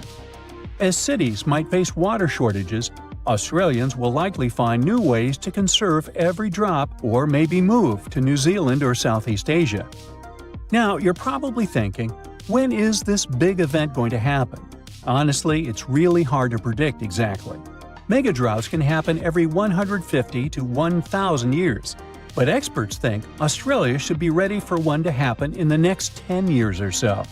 And this possibly should be taken seriously. This phenomenon has been known to contribute to the collapse of entire civilizations. Take the Akkadians of Mesopotamia, who built the world's first empire more than 4,000 years ago. Studies of moisture at the ruins of Akkadian cities suggest that they experienced a massive drought lasting 300 years, and this may have led to their collapse. A similar thing happened to the Assyrian Empire, which existed over 2,700 years ago, in what is now northern Iraq. For years, it was a real mystery why they left their capital of Nineveh and never returned. But recent studies of a stalagmite in the Kunaba cave revealed that the rise and fall of the empire coincided with a wet period followed by a 125-year-long mega-drought. Because they were very dependent on seasonal rain for agriculture, this dry period made their life much harder. Even though experts now believe they probably left because of the dryness, the question of where they went is still a mystery. So, yep, mega-droughts may have played a role in the collapse of great civilizations in the past. But on the positive side, we've come a long way since then, and recent climate technologies can help us prepare for events like this. Now that we know a 20-year megadrought is very much possible and might happen soon, Australia has some time to get ready for it. Developing strong water management plans to mitigate the severe impacts of a mega-drought is more than necessary, and it's also important to create community support networks to provide emotional and financial support to people, particularly farmers, who are more affected directly by this event. If initiatives like these emerge in the coming years, those 20 years of drought could be less intense than most people might expect. Meet Hula Male, also known as the City of Hope. This nickname makes total sense since this artificial island is part of the Maldives' big plan to avoid being completely submerged in the near future. Hula Male was created by placing sand from the seafloor onto a submerged coral platform, and it worked. This city sits about 6 feet above sea level, which means it's twice as high as the Maldives' capital, Male. While more and more people are moving there to live, the island was also designed to serve as a temporary evacuation site during dangerous storms and typhoons. Seychelles is another gem in the Indian Ocean that's at risk of disappearing. Unfortunately, coastal flooding is becoming a common issue there, especially during spring tides and heavy rainfall. The problem is that their main island, Mahé, hosts about 90% of the country's population. Along the coast, it's only about 6 feet above sea level. Fiji is the third tropical paradise on our list, and it's also a top pick for travelers. But this nation is in a tough spot, since it's located right in the middle of the Pacific Ocean, where huge storms can really turn things into chaos. Take Cyclone Winston. It hit Fiji back in 2016 and ended up costing them over $1 billion in damage. So one thing they're doing to protect themselves is planting mangroves along the coast and preserving the ones that already exist. These trees are awesome since they help reduce wind speed during cyclone emergencies and also combat erosion by trapping sediments. Egypt might be in trouble too. I mean, it's not like the whole country is going to be underwater and we'll only see the tips of the pyramids in a few years. But things could really change for them as coastal cities are facing a serious risk. Take Alexandria, for instance. 45% of its population already lives below sea level. If the city is flooded, not only will everyone have to move, but Egypt in general will suffer a major impact on its fish production. In Europe, one of the most at-risk populations is in the Netherlands, where about half the people live in areas below sea level. In the future, planning a romantic gesture with tulips for your girlfriend could become an impossible mission. The Netherlands is responsible for 2/3 of the world's tulip production. So if fields are taken over by saltwater, it's game over for the blooms. But the good news is that the Dutch have centuries of experience dealing with water, so knowing how to work with storm barriers and seawalls can prevent them from a doomsday scenario. The risks of rising sea levels probably aren't higher anywhere else than here in Tuvalu. This island chain, located halfway between Australia and Hawaii, could be the first state to become uninhabitable. Its stunning land is only about 9 feet above sea level. And just by looking at it on the map, you can see how narrow it is. In fact, the narrowest part in Fongafale is only about 65 feet wide. So even before higher tides become a real problem, the country's limited farmland could be flooded with saltwater. The next country on our list is the Philippines. This archipelago in Southeast Asia boasts some of the most stunning scenery, but it faces the risk of flooding for 2 reasons. First, due to rising sea levels, and second, because of crazy, unpredictable weather. Since 1990, events like cyclones, earthquakes, and tsunamis have cost the country over $20 billion. Have you ever heard of Vanuatu? This chain of islands, spread out between Australia and Fiji, could be flooded soon. Vanuatu was one of the first Pacific nations to relocate an entire community to a safer spot. Back in 2005, residents living in risky coastal areas of the northern island of Tegua moved to higher ground. Next up, the Marshall Islands, a country located in the Central Pacific. Studies show that 40% of the buildings in the capital city, Majuro, could end up underwater in the future. But this country isn't throwing in the towel just yet. They've got a game plan. They are fortifying the infrastructures of their low-lying airport, relocating key buildings to higher ground and putting up seawalls on rural islands. Heading south, we've got Nauru. This is actually one of the smallest countries in the world, covering just 8.1 square miles. Today, it's home to 10,000 people, but it's on the brink of becoming uninhabitable. Water levels are rising about 3 times faster there than the global average. The Buada Lagoon sparks special concern since it's the only surface freshwater resource, and it's located only 16 feet above sea level. Our next stop in the Pacific Ocean is the Republic of Palau. Rising sea levels are no joke for them either, but protecting their crops, especially taro, is a priority at this moment. About halfway between Hawaii and New Zealand lies Samoa, and this country is dealing with a unique situation. Not only is the volume of water increasing there, but their land is also sinking. You see, a couple of strong earthquakes and tsunamis hit Samoa back in 2009. So as the crust bounces back to its original position, the overall land surface is actually going down. Because of this, their housing and main infrastructure could take a serious hit, especially since all their airports are along the coast. Let's head to Kiribati. This Pacific nation has a big problem with frequent flooding because most of its people and infrastructure are near the coast. Apart from the volcanic island of Banaba, none of Kiribati's land is more than 6.5 feet above the ocean. To tackle this situation and keep their population safe, they had this big idea of making a massive floating platform, kind of like the ones oil companies have. But the problem is that it would cost them a fortune, as the project is estimated to be around $2 billion. If visiting Vietnam is on your bucket list, you better hurry up. The top 10 things to do there mostly involve cruising to jaw-dropping spots like down to Ha Long Bay, also known as the Descending Dragons Bay. But by 2050, the surrounding land over there might be underwater. Another huge problem Vietnam is facing is that the main rice fields are getting salty. And if you're into Vietnamese food, you know how important rice is for them.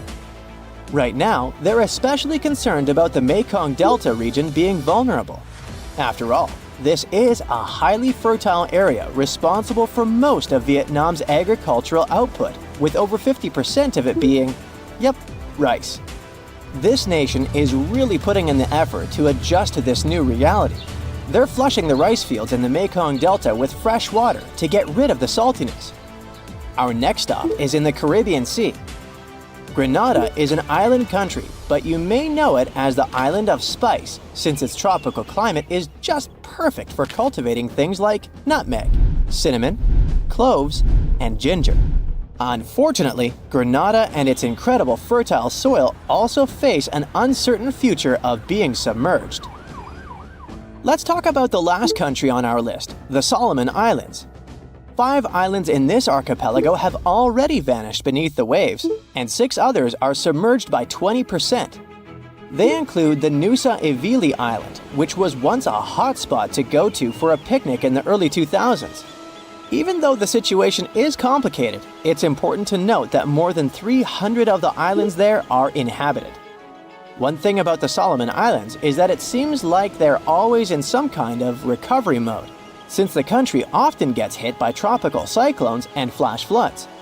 Their population is already working hard to save their homes from the rising seas by building stone walls along the coast, planting mangroves, and constructing houses in higher areas. One interesting thing that happens in map design is the so-called Baltimore phenomenon, or Baltimore effect. This phenomenon happens when a city or another object is left off a map because there's just not enough space, while smaller cities make the cut simply because there's room for them. The name comes from Baltimore, Maryland, which often gets left out of maps because it's surrounded by bigger cities like Washington, D.C. But on the flip side, sometimes smaller and less well-known cities like Alice Springs in Australia end up on the same map simply because there's enough space for them. Like at this scale, Alice Springs, which give or take 25,000 inhabitants, is labeled. But the huge city of Guangzhou, with over 14 million people, is somehow not. This phenomenon is more common on automated mapping sites, but it doesn't happen at every zoom level. On popular sites like Google Maps and other similar ones, you'll only start seeing Baltimore show up at certain zoom levels, like the 5th, 6th, or 7th zoom.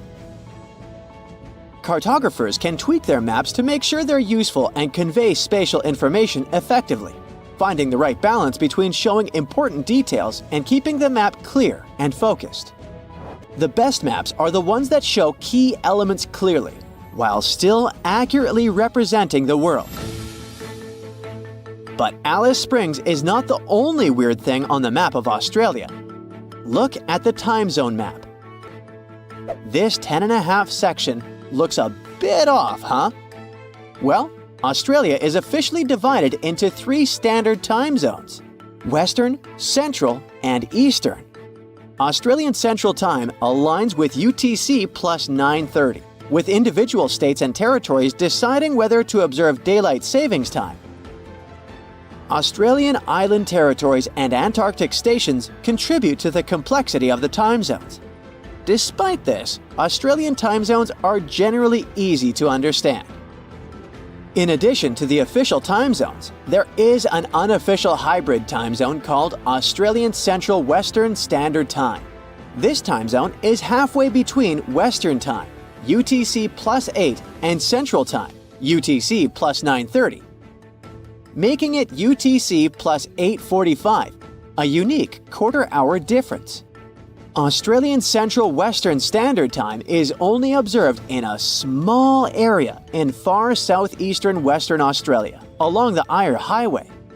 The Australian Central Western Standard Time area includes settlements such as Cockabiddy, Madura, Mundrabilla, Eucla, and Border Village. Only a few hundred people live in this region, making it easier for them to agree on a non-standard time zone. Despite the lack of official approval, Australian Central Western Standard Time continues to be followed due to the significant time gap between Western and Central time zones, especially during the summer when South Australia observes daylight saving time and Western Australia does not. The use of this unique time zone can often lead to confusion, even amongst the locals. Eucla Police, for example, operate on Perth's time zone, causing occasional tardiness to events such as community gatherings. Locals mentioned that in the past, Eucla operated on its own unofficial time, which made things simpler, before the transition to align with Perth time.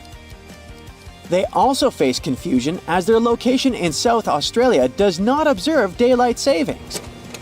The history of the Australian Central Western Standard Time dates back to the establishment of a telegraph station in Eucla in 1877.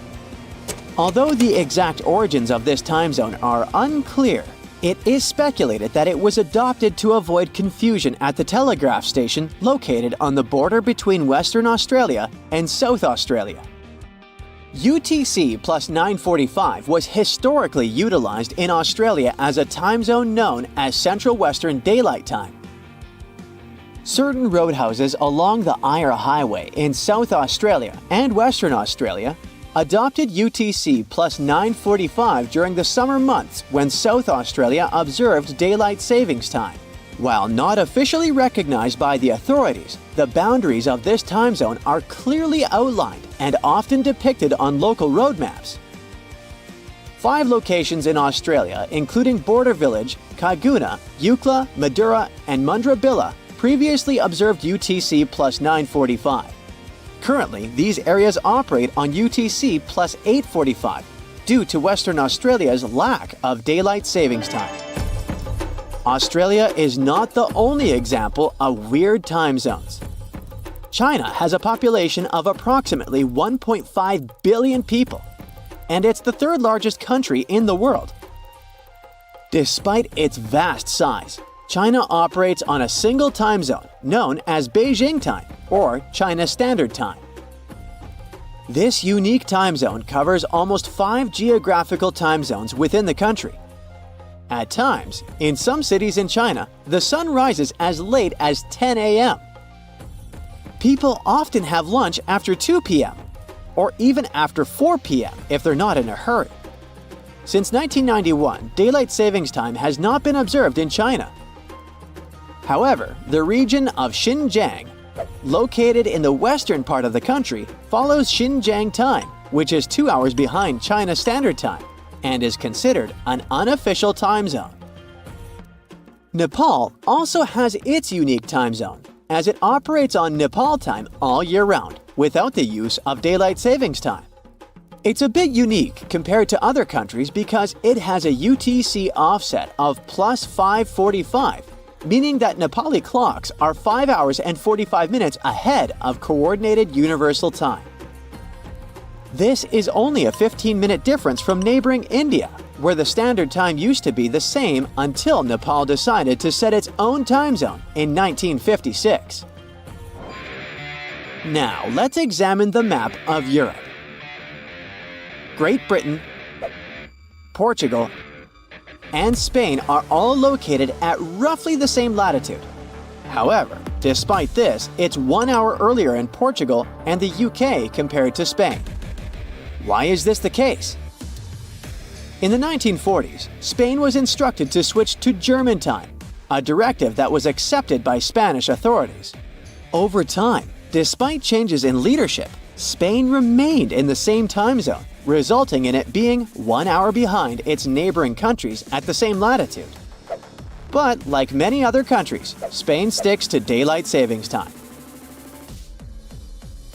Greenland would rank as the world's 12th largest country if it were independent, but it's currently part of Denmark. The country has 3 different time zones. Most of it is 3 hours behind Greenwich Mean Time, except for only one town on the eastern coast, which is 2 hours ahead. Thule Air Base in the northwest operates on GMT-4, while the tiny population of Danmarkshavn sticks to GMT.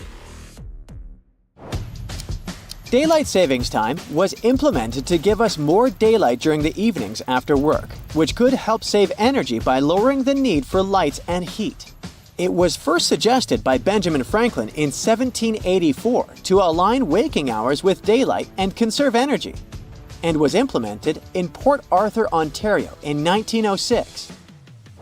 Since then, many countries have adopted the practice, though some regions near the equator or at high latitudes opt out due to minimal variations in daylight hours. In the United States, daylight savings time is observed almost everywhere, except in Hawaii and Arizona. Arizona's scorching hot weather makes daylight saving time kind of pointless.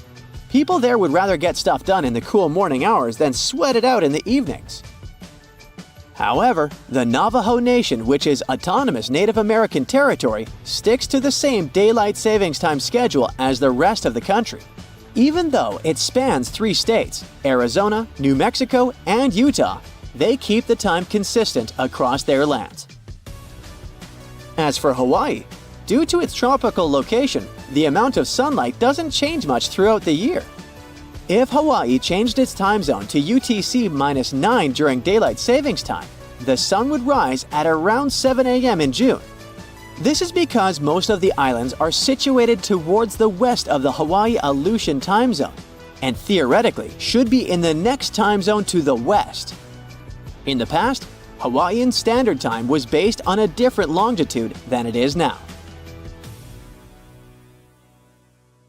The world's largest fence spans over 3,100 miles from Queensland to South Australia. If stretched out, it could easily connect London to New York. And if you'd walk next to it, you'd need 6 months to complete the journey. It wasn't built to safeguard the Australian border. Why would it, since Aussies are just surrounded by water? It wasn't meant to protect some important building either. Its purpose is to keep some animal species away from each other. It was back in the late 1800s when Australians started building parts of this fence. They wanted to create a barrier separating the lively, bustling part of the country where cities like Melbourne and Sydney thrive from the harsh, dry outback.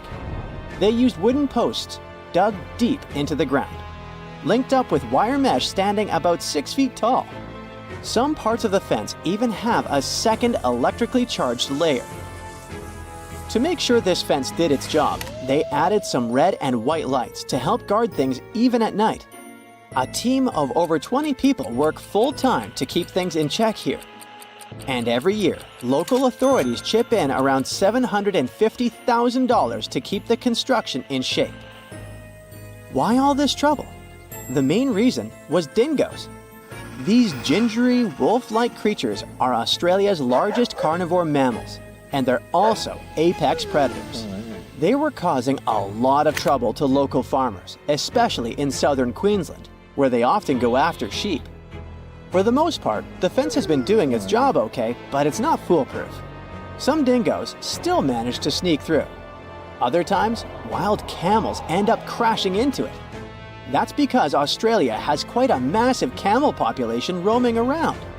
But this man-made solution did more than locals expected. They thought there would just be fewer dingoes within the fence, but fewer dingoes mean more kangaroos. And more kangaroos mean more competition with the sheep for food. It's not just the bigger species feeling the squeeze. The smaller animals and the greenery also went through changes. With all this competition in a smaller space, locals noticed less diversity in the plant life and small animals. The soil became less nutritious over time, affecting plant growth. Plus, the fence acts as a roadblock for animal migration and seed dispersal. Even the sand dunes are feeling the effects, with less grass cover to hold things together. When scientists looked at kangaroos on both sides of the fence, they noticed that the young pups inside were lighter and tinier on average. The outsiders had bigger feet and heads for their age, and it wasn't because they were eating a different diet. The kangaroos that were stuck sharing the land with dingoes had to bulk up faster to survive. On the flip side, those inside the fence took it slower because they weren't under the same type of pressure. These had to compete with a lot of other creatures for food, so a bigger size wasn't a priority anymore. Researchers are still not sure if this difference is a quick fix or a long-term gene adaptation. What about domesticating dingoes? Wouldn't that help? Many think dingoes were once pets in Australia, but it's not known for sure. These days, they're pretty wild, just like wolves, hyenas, or coyotes. Most of them don't need packs to survive and are solitary hunters with sharp instincts built in. So taming them isn't going to be easy. Still, taking down the construction is not an option for now. Australians are so strict when it comes to making sure dingoes are kept away that they even put laws in place for people who mess up with the fence. Leaving a crossing gate open can put people behind bars for up to 3 months. Damaging the fence can cost people 6 months' worth of their freedom. It wasn't the first time Australians thought a fence could help with animal issues. Before they needed it for dingoes, they experienced a serious bunny invasion. Cute as they are, rabbits were damaging the land used for farming, so locals thought of a 3-part fence. The first one stretched all the way from Ravensthorpe in the south to Pardue Station on the Pilbara coast. It was over 1,100 miles long, making it the longest unbroken fence globally at the time. All these bunny problems could have been traced back to a man named Thomas Austin. Back in 1859, when he first came to the land down under, he thought it would be a good idea to release a few rabbits into the wild, thinking it would add a bit of charm to the place. But since rabbits aren't native to Australia, they didn't have any natural predators at the time. They're also pretty adaptive creatures, needing just some grass for feeding. They reproduce at astonishing speeds too. A mama rabbit can have 4 litters a year, with as many as 5 bunnies each. Pretty soon, their numbers boomed. By the late 1880s, the bunnies had caused so much damage that local authorities came up with a proposal. They'd offer the equivalent of almost $2 million today to anyone who could come up with a solution to this long-eared problem. Nobody claimed the prize, but a commission did gather a bit over a decade later and came up with the fence idea. Maintaining those fences was complicated. They had inspectors keeping an eye, with each one responsible for a stretch about 500 miles long. There were also these boundary riders patrolling smaller sections, using bikes at first, then switching to camels or using camels to haul buggies. They even tried using cars at one point, but they couldn't handle the rough terrain and constantly had punctured tires. In terms of its effectiveness, well, by 1902, rabbits were already hanging out on the wrong side of the fence. That's why, 4 years later, they put up another one. It worked for a while, so much so that the local authorities didn't bother helping out farmers past that second fence with rabbit netting loans. Those caught between the two fences, however, still had a rough time dealing with rabbit trouble. Soon enough, rabbits spread even over fence number 2, and it was clear the solution didn't work. In some areas, even while the fences were being built, those sneaky bunnies found their way past them. To this day, the rabbit population still sometimes puts the Australian officials through rough times. The dingo fence may be the longest one, but it's not the weirdest. The aquarium fence in Turkey might take that prize. This 164-foot aquarium fence was built to make sure the expensive villa's ocean view would be visible from every one of its levels. These days, it gathers a lot of tourists from all over the world, eager to see the variety of fish it contains, and even the octopuses. Putting up a see-through structure wasn't hard. The real challenge was connecting the aqua fence to the Aegean Sea through a buried pipeline stretching across 13,000 feet of land. This ensures water constantly flows, keeping the aquarium clean and the fish happy. To make sure no one damages the delicate fence or steals any of the fish or two, the owner also invested in security. He installed a network of 17 cameras equipped with facial recognition. Visitors are free to look and take pictures, but step too close and you're likely to trigger alarms. Another one of those weird fences is New Zealand's bra fence. If you ever find yourself through central Otago, you might stumble upon a fence adorned with bras of all kinds of shapes, sizes, and patterns. Its story takes us back to 1999, when people in the area found 4 bras mysteriously hanging on the fence near Cardrona Valley Road. Some were a bit surprised, but then others started adding their bras to the decor. Some more bras appeared and it became a must-see spot for tourists. Its popularity was so high that at times it caused traffic problems in the area. Oh wow, there's a hole in the bottom of the ocean! It seems that the ocean has a leak. But it's not like a leak you would expect, where water is flowing out. It's more like a spring since water is flowing in, not out. This unique leak is something we know as Pythia's oasis. A grad student was the one who accidentally discovered it. He noticed bubbles that were rising to the surface. Normally, bubbles in the ocean tell us there might be some hydrothermal vents, which are hotspots for some pretty cool things. These vents are actually like hot springs on the seafloor, but instead of bubbling with warm water, they release a fluid that has been superheated in the crust of our planet. When seawater seeps into these cracks and travels deep into the crust, it comes into contact with the extremely hot mantle. This heats seawater to very high temperatures, and as it moves back up towards the surface, it carries dissolved gases and minerals. When the hot fluid shoots out of the vents, it mixes with the surrounding seawater and quickly cools down. Just a short distance away from the vent, the temperature can drop to a comfortable 68 degrees Fahrenheit or so, which is, as it seems, exactly what some creatures like.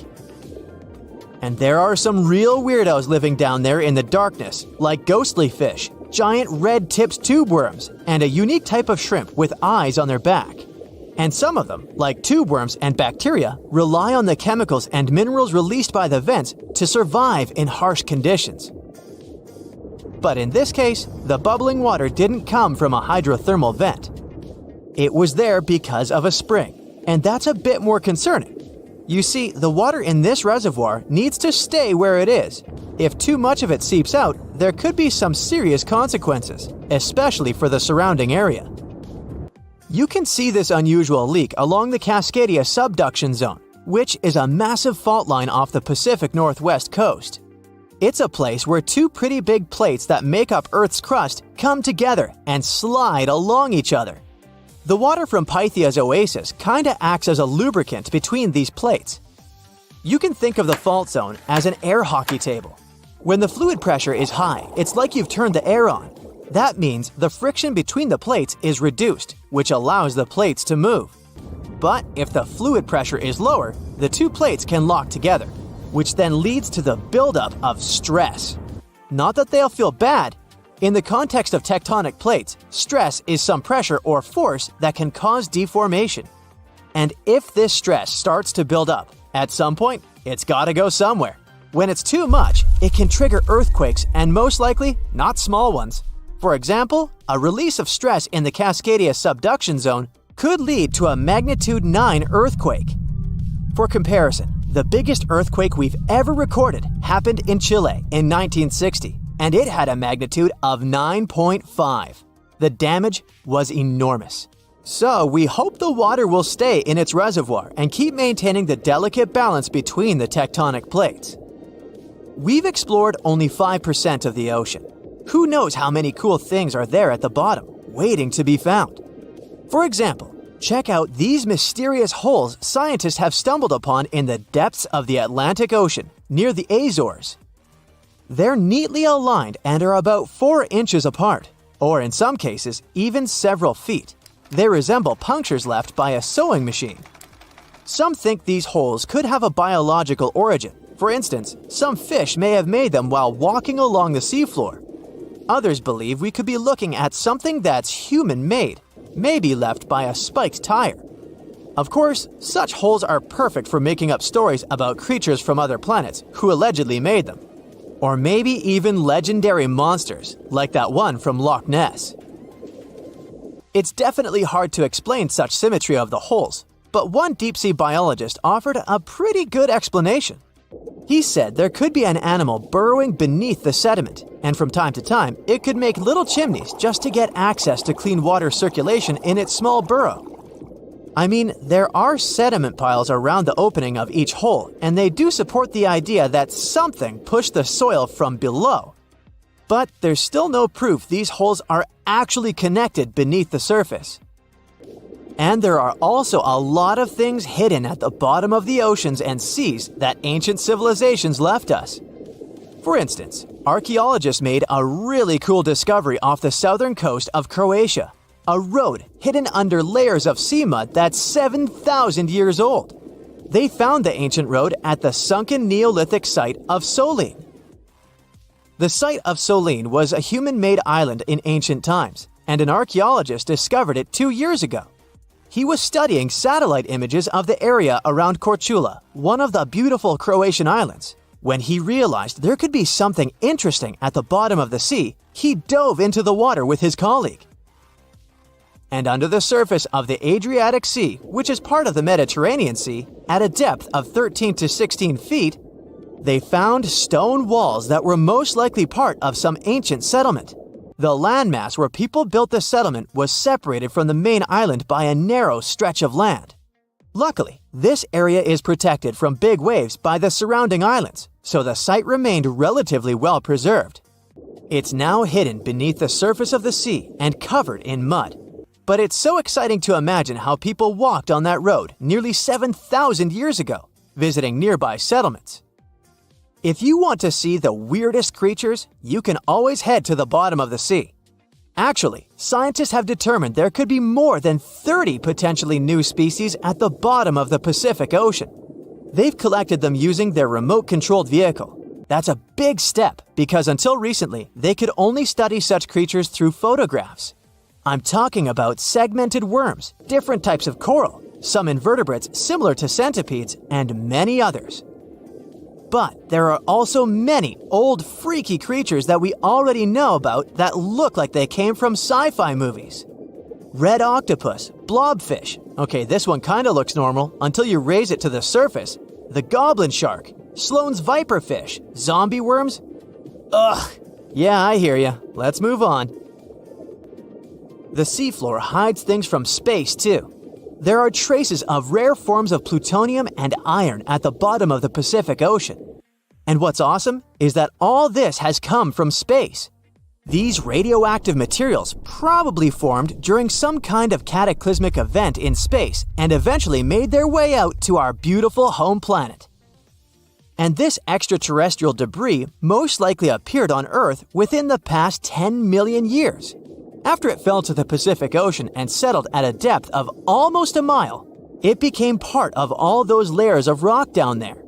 Plutonium is especially exciting for scientists. I mean, only tiny amounts of it have been found. Hundreds of atoms maybe. But it's still remarkable because these atoms are created by exploding stars. Things like this can help us better understand how the universe produces elements heavier than iron, like plutonium, gold, uranium, and platinum.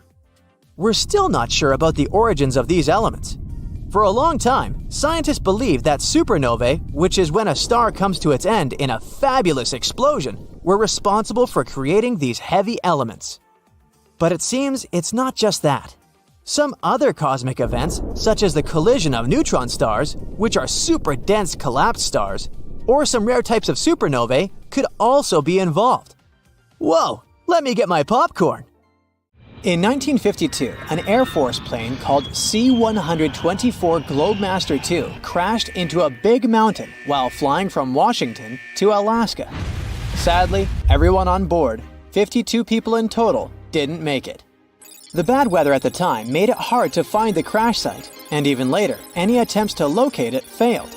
But in 2012, a helicopter crew doing a training mission spotted the pieces of the crashed plane on a glacier called Colony Glacier in Alaska. They started looking for more pieces and confirmed it was indeed the missing plane. Since then, every summer for about a decade, different military groups have been helping in an operation called Colony Glacier. They've managed to identify 40 out of the 52 people whose lives were lost in the crash. The soldiers taking part in this mission take their promise seriously to never leave a fallen comrade behind. They believe it's their duty to bring back those who didn't make it. Another discovery comes from the Alps. In 1991, some hikers exploring the picturesque Alps stumbled upon a human body.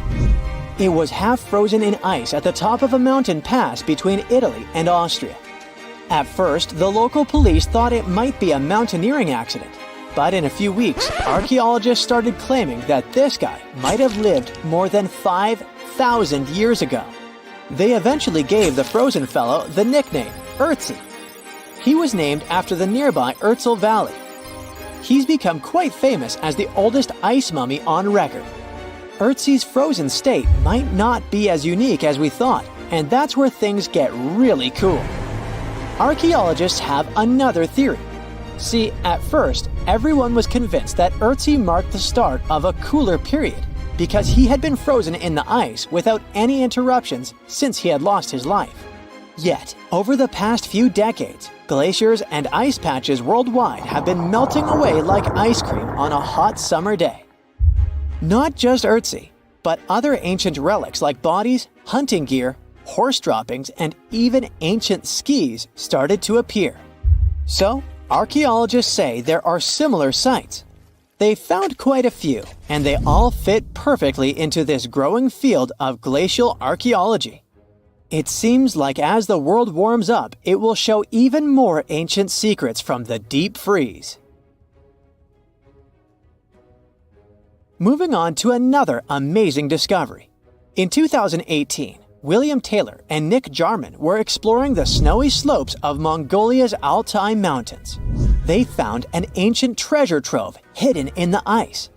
Inside the trove, they found a well-preserved 3,000-year-old arrow shaft adorned with ochre markings.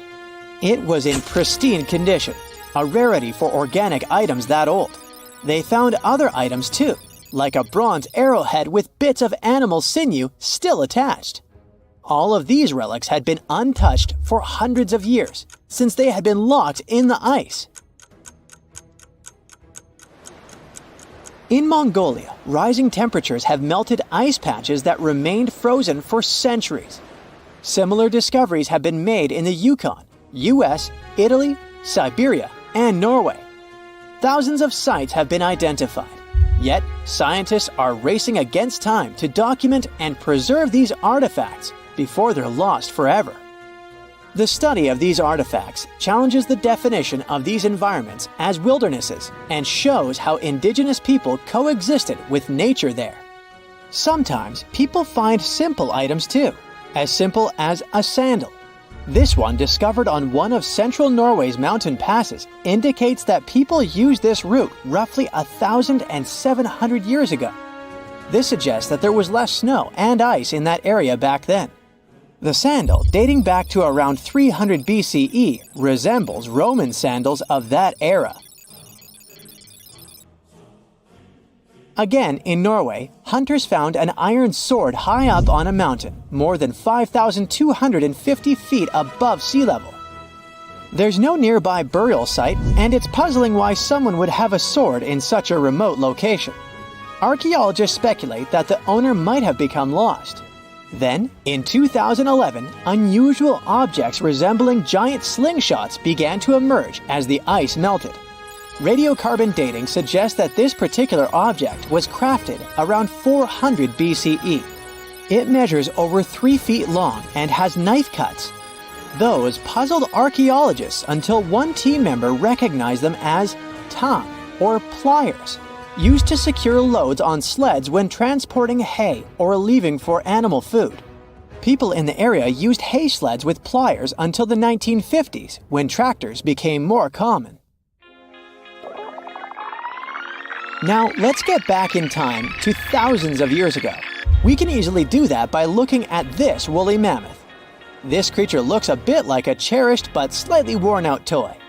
This ancient giant, whose heyday was 39,000 years ago, is the best preserved mammoth ever found. Even its signature shaggy hair is surprisingly well preserved, having been trapped in glacial ice until its recent discovery in Siberia. This remarkable animal is stepping into the limelight in Yokohama, Japan. Scientists are running tests that might bring this extinct species back to life. When they stumbled upon this female mammoth, they uncovered a hidden treasure, a sample of her blood preserved beneath the ice. So they believe this ancient blood could hold the key to resurrecting the mammoth. They also found well-preserved muscle tissue. She was between 50 and 60 years old when she met her icy fate. The discovery of mammoth blood has reignited debates about the ethics of bringing back extinct creatures, like in Jurassic Park. Their ambitious plan is to implant an egg into a living elephant for a 22-month pregnancy, hoping that at least one living mammoth cell might survive. Hop on, we're going to the French Alps. We are at a spot not far from where an Air India plane tragically crashed 46 years ago. We're accompanied by a diligent mountain rescuer and his neighbor. They went to this area after a bunch of tourists had noticed a strange-looking thingy on a glacier. It was a bag. The Indian embassy in Paris got wind of it, and it was all set on getting that bag. What makes it kinda cool is that it had diplomatic mail and Ministry of External Affairs written on it. The Air India flight was on its way from Mumbai to New York when it took a nosedive in January 1966. It took 117 people on board down with it. Guess what else was inside the bag besides the soaked diplomatic mail? It had a stack of old Indian newspapers. So, alongside those, they also found bits of the plane's cabin, a lone shoe, and a bunch of cables. Totally unexpected treasures on that mountain. During the summer of 2013, scientists stumbled upon a message left behind by a geologist named Walker, who had placed it there 44 years before. That message sort of served as the man's last testament. He passed away just a month after hiding the bottle in the rocks on the island. The content of the message was quite astounding. In 1959, Walker had measured the distance from those very stones to the glacier's edge, and it clocked in at a mere 167 feet. By 2013, that distance had ballooned to 400 feet. Researchers are convinced that this stark contrast between the two measurements underscores the consequences of ongoing global warming. Imagine the melting ice in Norway's mountains as a time machine revealing a treasure trove. Nearly 800 Viking artifacts tucked away for over 1,000 years have been unearthed. They give us a peek into the bustling trade networks of the Viking era and the critical role of the mountain passes in this ancient commerce. Among the finds are leather shoes, cozy woolen mittens, stylish tunics, feathered arrowheads, horseshoes, walking sticks, and kitchen gadgets from the Viking chef's toolkit. There are even Viking pack horse souvenirs. These artifacts provide us with insights into ancient travel habits and the peak times when those paths were bustling with activity, and give us a glimpse into the lives of adventurers. There's a tiny island surrounded by the stunning clear Red Sea and a bustling underwater world. Zabargad, also known as St. John's Island, has no trees and consists mostly of peridotite, which is rich in peridot. And before you Google it, peridotite is a gemstone that has the nickname the Evening Emerald because of its sparkling green hue. Some historians believe Cleopatra herself loved peridots, and that lady could afford any jewels in the world. Geologists believe peridot forms as a result of the spreading of the seafloor. When the Earth's crust decides to part ways, rocks from deep down get pushed up to the surface. That's exactly how our treasure island formed. The African and the Asiatic continental plates bumped into each other, and rocks in the lower crust went above sea level. Peridot also comes from meteorites that have crashed into Earth, but that's really rare. Its color ranges from a brown-green color to yellowish-green to pure green. Yellowish-green is the most common shade you'll see in jewelry. This color is possible thanks to a good amount of iron in the stone. The deposits of this beauty are spread all across the world, from Vietnam to Arizona and Hawaii, Tanzania, South Africa, Sri Lanka, and Norway. And then, of course, there's Zabargad. So, this place is geologically unique as it's an island built of uplifted mantle, and it's also the oldest and longest known source of peridots in the world. The first people came here for the gemstones many centuries ago. Famous Roman philosopher Pliny the Elder mentioned in his writings that pirates had discovered Zabargad's treasures in the year 500 before the current era. The beautiful green rocks made their way to Queen Bernice of the Roman Empire. They came from the ancient trading port Berenike on the edge of Egypt's eastern desert. When the city fell in the 6th century, all work stopped, and the island with all its treasures stood alone for hundreds of years. In the 19th century, British explorers found the beautiful green island in the Red Sea and figured out it was the one described by Pliny the Elder a long time ago. Turkey did some mining here in the 20th century. Over just 4 years, they managed to collect over $2 million in peridots. They sent the gemstones to France for cutting. The work conditions on the island were nothing like a tropical fairy tale you could imagine. There was no drinking water for workers, so they had to install a gas-powered water condenser. Now, this territory belongs to the Elba National Park System. Most people come here to see the underwater beauties of the reefs, but if you look above the water, you can still see some beautiful sparkling peridots. If Christmas Island in Australia is on your travel list, plan the trip wisely. If you end up there in October or November when the wet season begins, you won't be able to enjoy a walk around. Red crabs cover the whole island like a blanket. And it's not one of those fluffy blankets you want to wrap yourself into. Over 100 million crabs are on a mission to reach the shore alive, marking a crucial phase in their life cycle. For the majority of the year, these red crabs reside in burrows and rock crevices. They have fruits, berries, fallen leaves, and various organic matter to keep them going. But when the dry season is over and the moon is in a specific phase, they know it's time to go. When they reach the coast of the Indian Ocean after several days of migration, they create deep burrows where females will eventually hatch their eggs. Once the burrows are ready, the male crabs return to the rainforests and the females stay at the beach for at least 12 days to keep the family going. The new parents are so smart, they follow the moon to pick the perfect moment with a milder tide to carry their eggs to the water. Once they hatch, the crabs bring their new family members back inland There, they wait for the rainy season again to keep the circle of life going. To safeguard this magic, authorities close road in areas where crab migration takes place. Japan has a brand new addition to its archipelago. The world's newest landmass literally popped up in November 2023. This unnamed island is just over 300 feet in diameter. It's made of pumice and tuff left by an undersea volcano that kicked off its eruptions in October. The volcanic hustle has quieted down since then, and the waves are eroding chunks of the newly found land.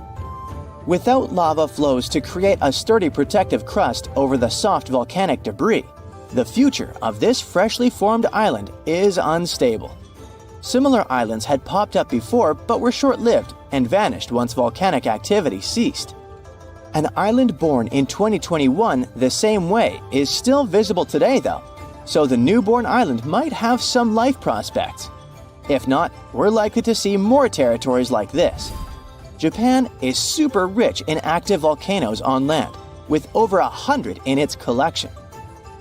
If you make friends with the Uros people living in the Lake Titicaca area and ask them for their address to send a postcard, they will have a hard time answering. Their ancestors from more than 500 years ago came up with a brilliant invention to protect themselves from the Incas. They built islands from totora roots and reeds that could be moved away from danger deep into the lake. Totora plants help the local community a lot since it's water-resistant and is used for all sorts of things, from building boats to roofs and mattresses. The islets are even edible, and the flowers of the plant they're made of are used for tea. So there are around 120 islets still preserved, and over 1,000 people can live on them. From 2 to 6 families share one islet home. Since there's no need to run away from the Incas anymore, they need to make sure the islets stay in one place. Every 15 to 20 days, the reeds forming the islets decay and need to be replaced. To prevent constant drifting, locals use eucalyptus rods as anchors, firmly securing the islets. Despite their small size, these islets have 2 spoken languages. The residents craft their fabric and create stunning outfits. Solar panels provide sufficient power for them to have light and even TVs. The main islet has a radio station, and the locals have embraced tourism. You can make a reservation online and experience the floating life yourself. Some islands pop out of nowhere, and others disappear without a trace. One of the most famous so-called phantom islands is High Brazil off the coast of Ireland. Before you ask, no, it doesn't have anything to do with Brazil. High is a variation of I, which means island, and Brazil comes from the root bres, meaning mighty, great, beautiful in Irish, and it gave the name to one of the local deities. This tiny mist-covered island was first mapped in 1325, but later attempts to pinpoint its exact location didn't come to one result. So, legend has it that the island appears only once in 7 years, and even those who claim to have seen it say they had just sailed right through it without bumping into any land. Captain John Nisbet shared the story of how he had not only spotted High Brazil, but got stranded on it with his crew. According to him, the island boasted a castle and was mostly uninhabited. There was even an encounter with an ancient grave gentleman who shared the island's ancient history over a lavish feast. In the late 15th century, a series of expeditions set sail from Bristol to find the famous island. All attempts failed, and High Brazil disappeared from the maps in 1865. We might never find out if it was there in the first place, but it's a beautiful story anyway. Meet Costello. He's a Brazilian reef octopus. But Costello isn't a regular octopus. While watching him, scientists began to suspect that he might be experiencing nightmares. When he was sleeping, he was changing colors, making some wild movements, expelling water, and even releasing ink. They decided to study Costello for a while. His behavior during sleep resembled stress and fear. The study showed that he might see vivid dreams, which are, at times, spooky. Well, as just one octopus, these cute underwater creatures are known for their intelligence and sometimes human-like behavior, so it's entirely possible that they see dreams just like we do. In Costello's case, he might be haunted by memories of tough times off the coast of the Florida Keys. Poor Costello has a rough past. He lost a tentacle to a predator before captivity. So maybe that's what he sees in his dreams. If proven true, this discovery could reshape how we perceive intelligence and awareness in both animals and humans. Well, it turns out plants can talk. Well, kind of. Scientists found out that plants actually make ultrasonic clicks when they're stressed. Imagine tomatoes and tobacco plants in a jam. They're making sounds like popping bubble wrap, but way too high for us to hear. These are called ultrasonic signals, and they might be their way of indicating stress. That would mean that plants can communicate with each other, and stressed plants prefer to be drama queens and let everybody know about their troubles. They make around 30 to 50 pops and clicks per hour. Calm and healthy plants don't do nearly as much. And not only do plants talk, but even have their own language. They make different sounds depending on whether the plant is experiencing thirst or is bothered by a snipped stem or something else.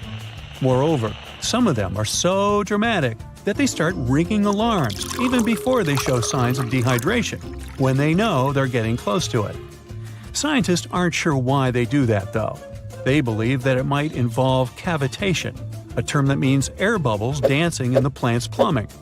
Plants that sing these symphonies include corn, wheat, grapes, and even cacti. That is quite a big discovery in agriculture. We could use it to check if our crops are thirsty and stuff like that.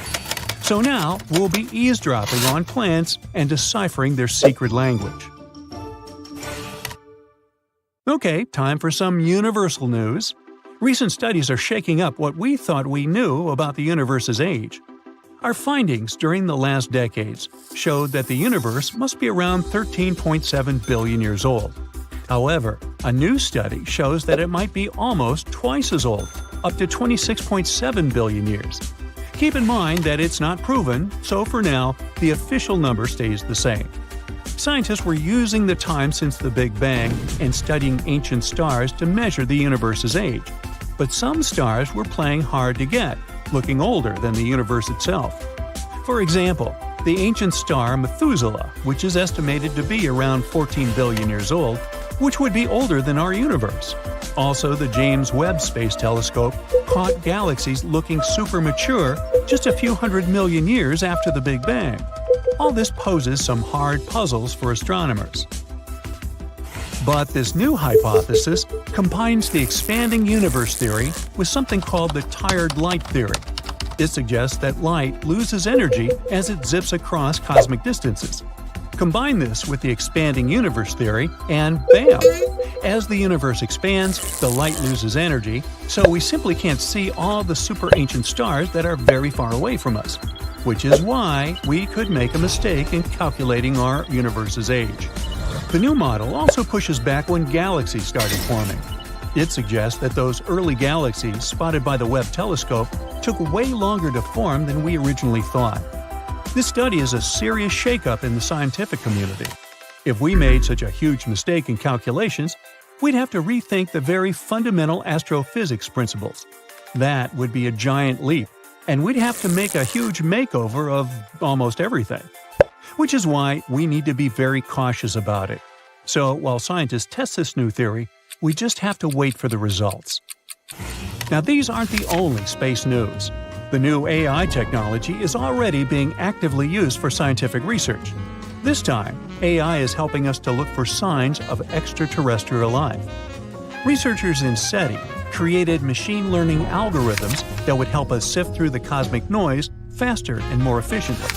When you point a radio telescope at the stars, it's like turning into a celestial radio station that's full of different signals. We catch everything from pulsars to radio galaxies and earthly interference. Obviously, it would be pretty hard to identify a potential signal from extraterrestrials in all this mess. For over 60 years, scientists had to do all this manually. It was a daunting task to scan the skies and explore countless stars and radio frequencies. But now, AI came to help. The algorithms are trained to recognize and distinguish known interference patterns, like those from mobile phones and electronic devices, amidst the cosmic data. They spot anything deviating from known patterns, the potential needle in the haystack. And we've already had some breakthroughs here. The astronomers caught 8 signals that didn't fit known patterns. While not confirmed as extraterrestrial life, they show that there's a great potential for future research.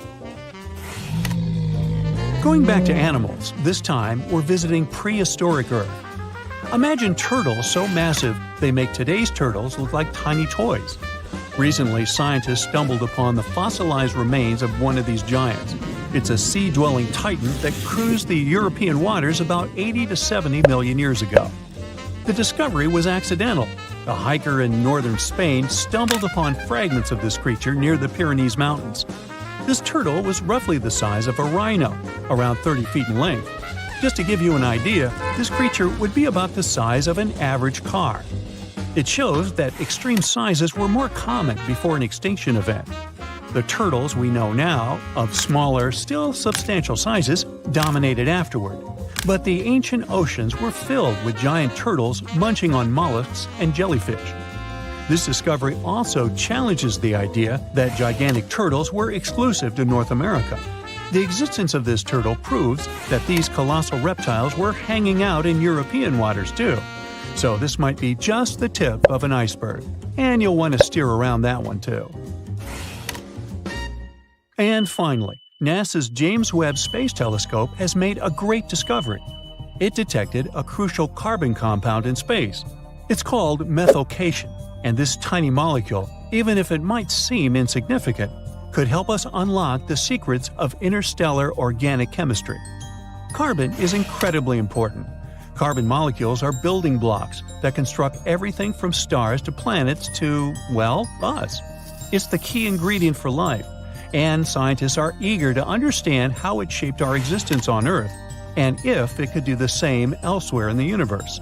And methylcation plays a very important role in the creation of complex carbon-based molecules. That's why it's very cool that we discovered methylcation, even if it's very far away. NASA scientists found it in a young star system. This system is chilling about 1,350 light-years away from us, in the Orion Nebula. The star in this system, which is smaller and a bit weaker than our Sun, is bombarded by intense ultraviolet light from nearby hot, young, massive stars. You'd think such strong UV radiation would destroy complex organic molecules.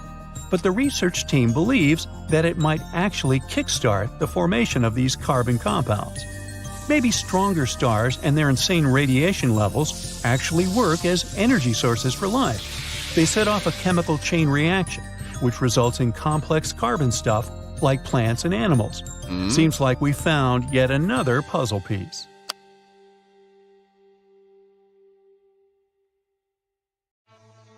Check out the cool map of New Orleans, USA. See those bold gray lines around the city? Those are levees keeping the city safe from the red flood coming in from Lake Maurepas, Lake Salvador, and Little Lake. Without those levees, New Orleans would be in big trouble with rising sea levels. Even with the levees, the damage looks pretty bad. The Biloxi and Jean Lafitte Wildlife Preserve look like they're almost underwater on the map.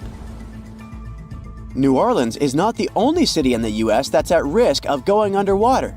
The city of Savannah is located right in the middle of Hurricane Central. But even without Mother Nature's fury, the place is facing some serious sea level rise.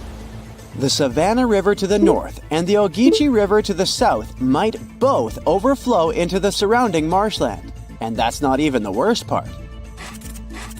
By 2050, there may be massive floods every year that will make history books look boring. Sorry to break it to you, but Miami is on the line too. The Sunshine State is shelling out around $4 billion to stop things from getting worse, especially in Miami Beach, a hotspot for tourists. As of now, over 1,200 houses are at risk of flooding. The Big Apple is also getting hit with more and more crazy floods. In November 2021, they even had their first ever flash flood emergency. But still, the city is not ready for it at all. Even the Statue of Liberty, one of the most famous spots in NYC, got messed up in Hurricane Sandy. Now with sea levels rising, Lady Liberty is in danger once again. Tabasco, Mexico is no stranger to flooding, thanks to its coastal location on the Gulf of Mexico. This low, flat state is covered in wetlands and forests and already deals with seasonal floods. But with sea levels rising, it could eventually be completely taken over by water. This would put at risk some seriously important things, like the Mayan ruins of Malpasito and Comacalco and Tabasco sauce. The sauce comes from Louisiana. Jokes aside, it's not just Tabasco. Parts of the Yucatan Peninsula and Baja California are also at risk from rising sea levels. Panama City is also in trouble. Apparently, the super trendy Casco Viejo and the swanky Costa del Este hood might get submerged in 2050, when Pedro Arias de Avila first founded it. Fun fact, it was the first European settlement on the Pacific coast. The 17th and 18th century forts on the Caribbean side are also in danger. According to Climate Central, they might get washed away by rising sea levels. Even UNESCO has had them on its risk list since 2012. Some more sad news. The Bahamas is going to be hit hard by rising sea levels. I mean, Hurricane Dorian was already a huge bummer in 2019. And now, they're saying most of Grand Bahama, Nassau, Abaco, and Spanish Wells could go underwater by 2050 due to various reasons. Amsterdam. The Netherlands is one of the Low Countries for a reason. The city and its buddies Rotterdam and Den Haag sit low and close to the North Sea. You gotta hand it to the Dutch though. They know how to handle the water and keep it at bay with high-tech flood defenses. With sea levels constantly on the rise, it looks like their impressive system of dikes, dams, barriers, levees, and floodgates is going to get even more crucial in the future. Still, despite all the effort, some experts are afraid that the Venice of the North might go underwater by 2030. Well, this one is not something you would expect, but still. Venice is sinking by 2 millimeters every year, and the sea levels are rising. This means that the city is getting flooded more often, and it's only going to get worse because of climate change. Just like New Orleans, Venice has a flood defense system, but as the crisis gets worse, it's going to be harder and more expensive to keep it going. Even worse, beautiful St. Mark's Basilica has already been hit hard by flooding. They tried to introduce a flood barrier system, but even that didn't work out perfectly. In 2020, the flood barrier was not used and St. Mark's Square got majorly damaged. Looks like even when we try to prevent the effects of climate change, things don't always go according to plan. In London, rising sea levels are causing more flooding along the Thames estuary, and it's not looking good. Areas along the River Thames are especially at risk, putting iconic buildings like the Tower of London and the House of Parliament, as well as cultural hotspots like the Tate Modern and Shakespeare's Globe in jeopardy. And the British Museum? It has so much precious stuff, even Gollum would be jealous. We just can't let it go underwater. During your next Euro trip, make sure to add Bruges in Belgium to your list. Chances are you won't see it if you skip it this time. The thing is, it's also in danger of getting flooded. Bruges is now a UNESCO World Heritage Site, so we really hope they can protect it from any potential floods. Plus, it has a lot of nice local specialties we don't want to lose. You may not know it, but Andalusia in Spain is home to Western Europe's oldest city, Cadiz. It's been around for over 3,000 years thanks to the Phoenicians. But unfortunately, climate change is putting it at risk. Rising sea levels might flood the city's cobblestone center, beautiful tree-lined plazas, and historic sea fortifications. And it's not just Cadiz. Parts of Andalusia are in danger of flooding too.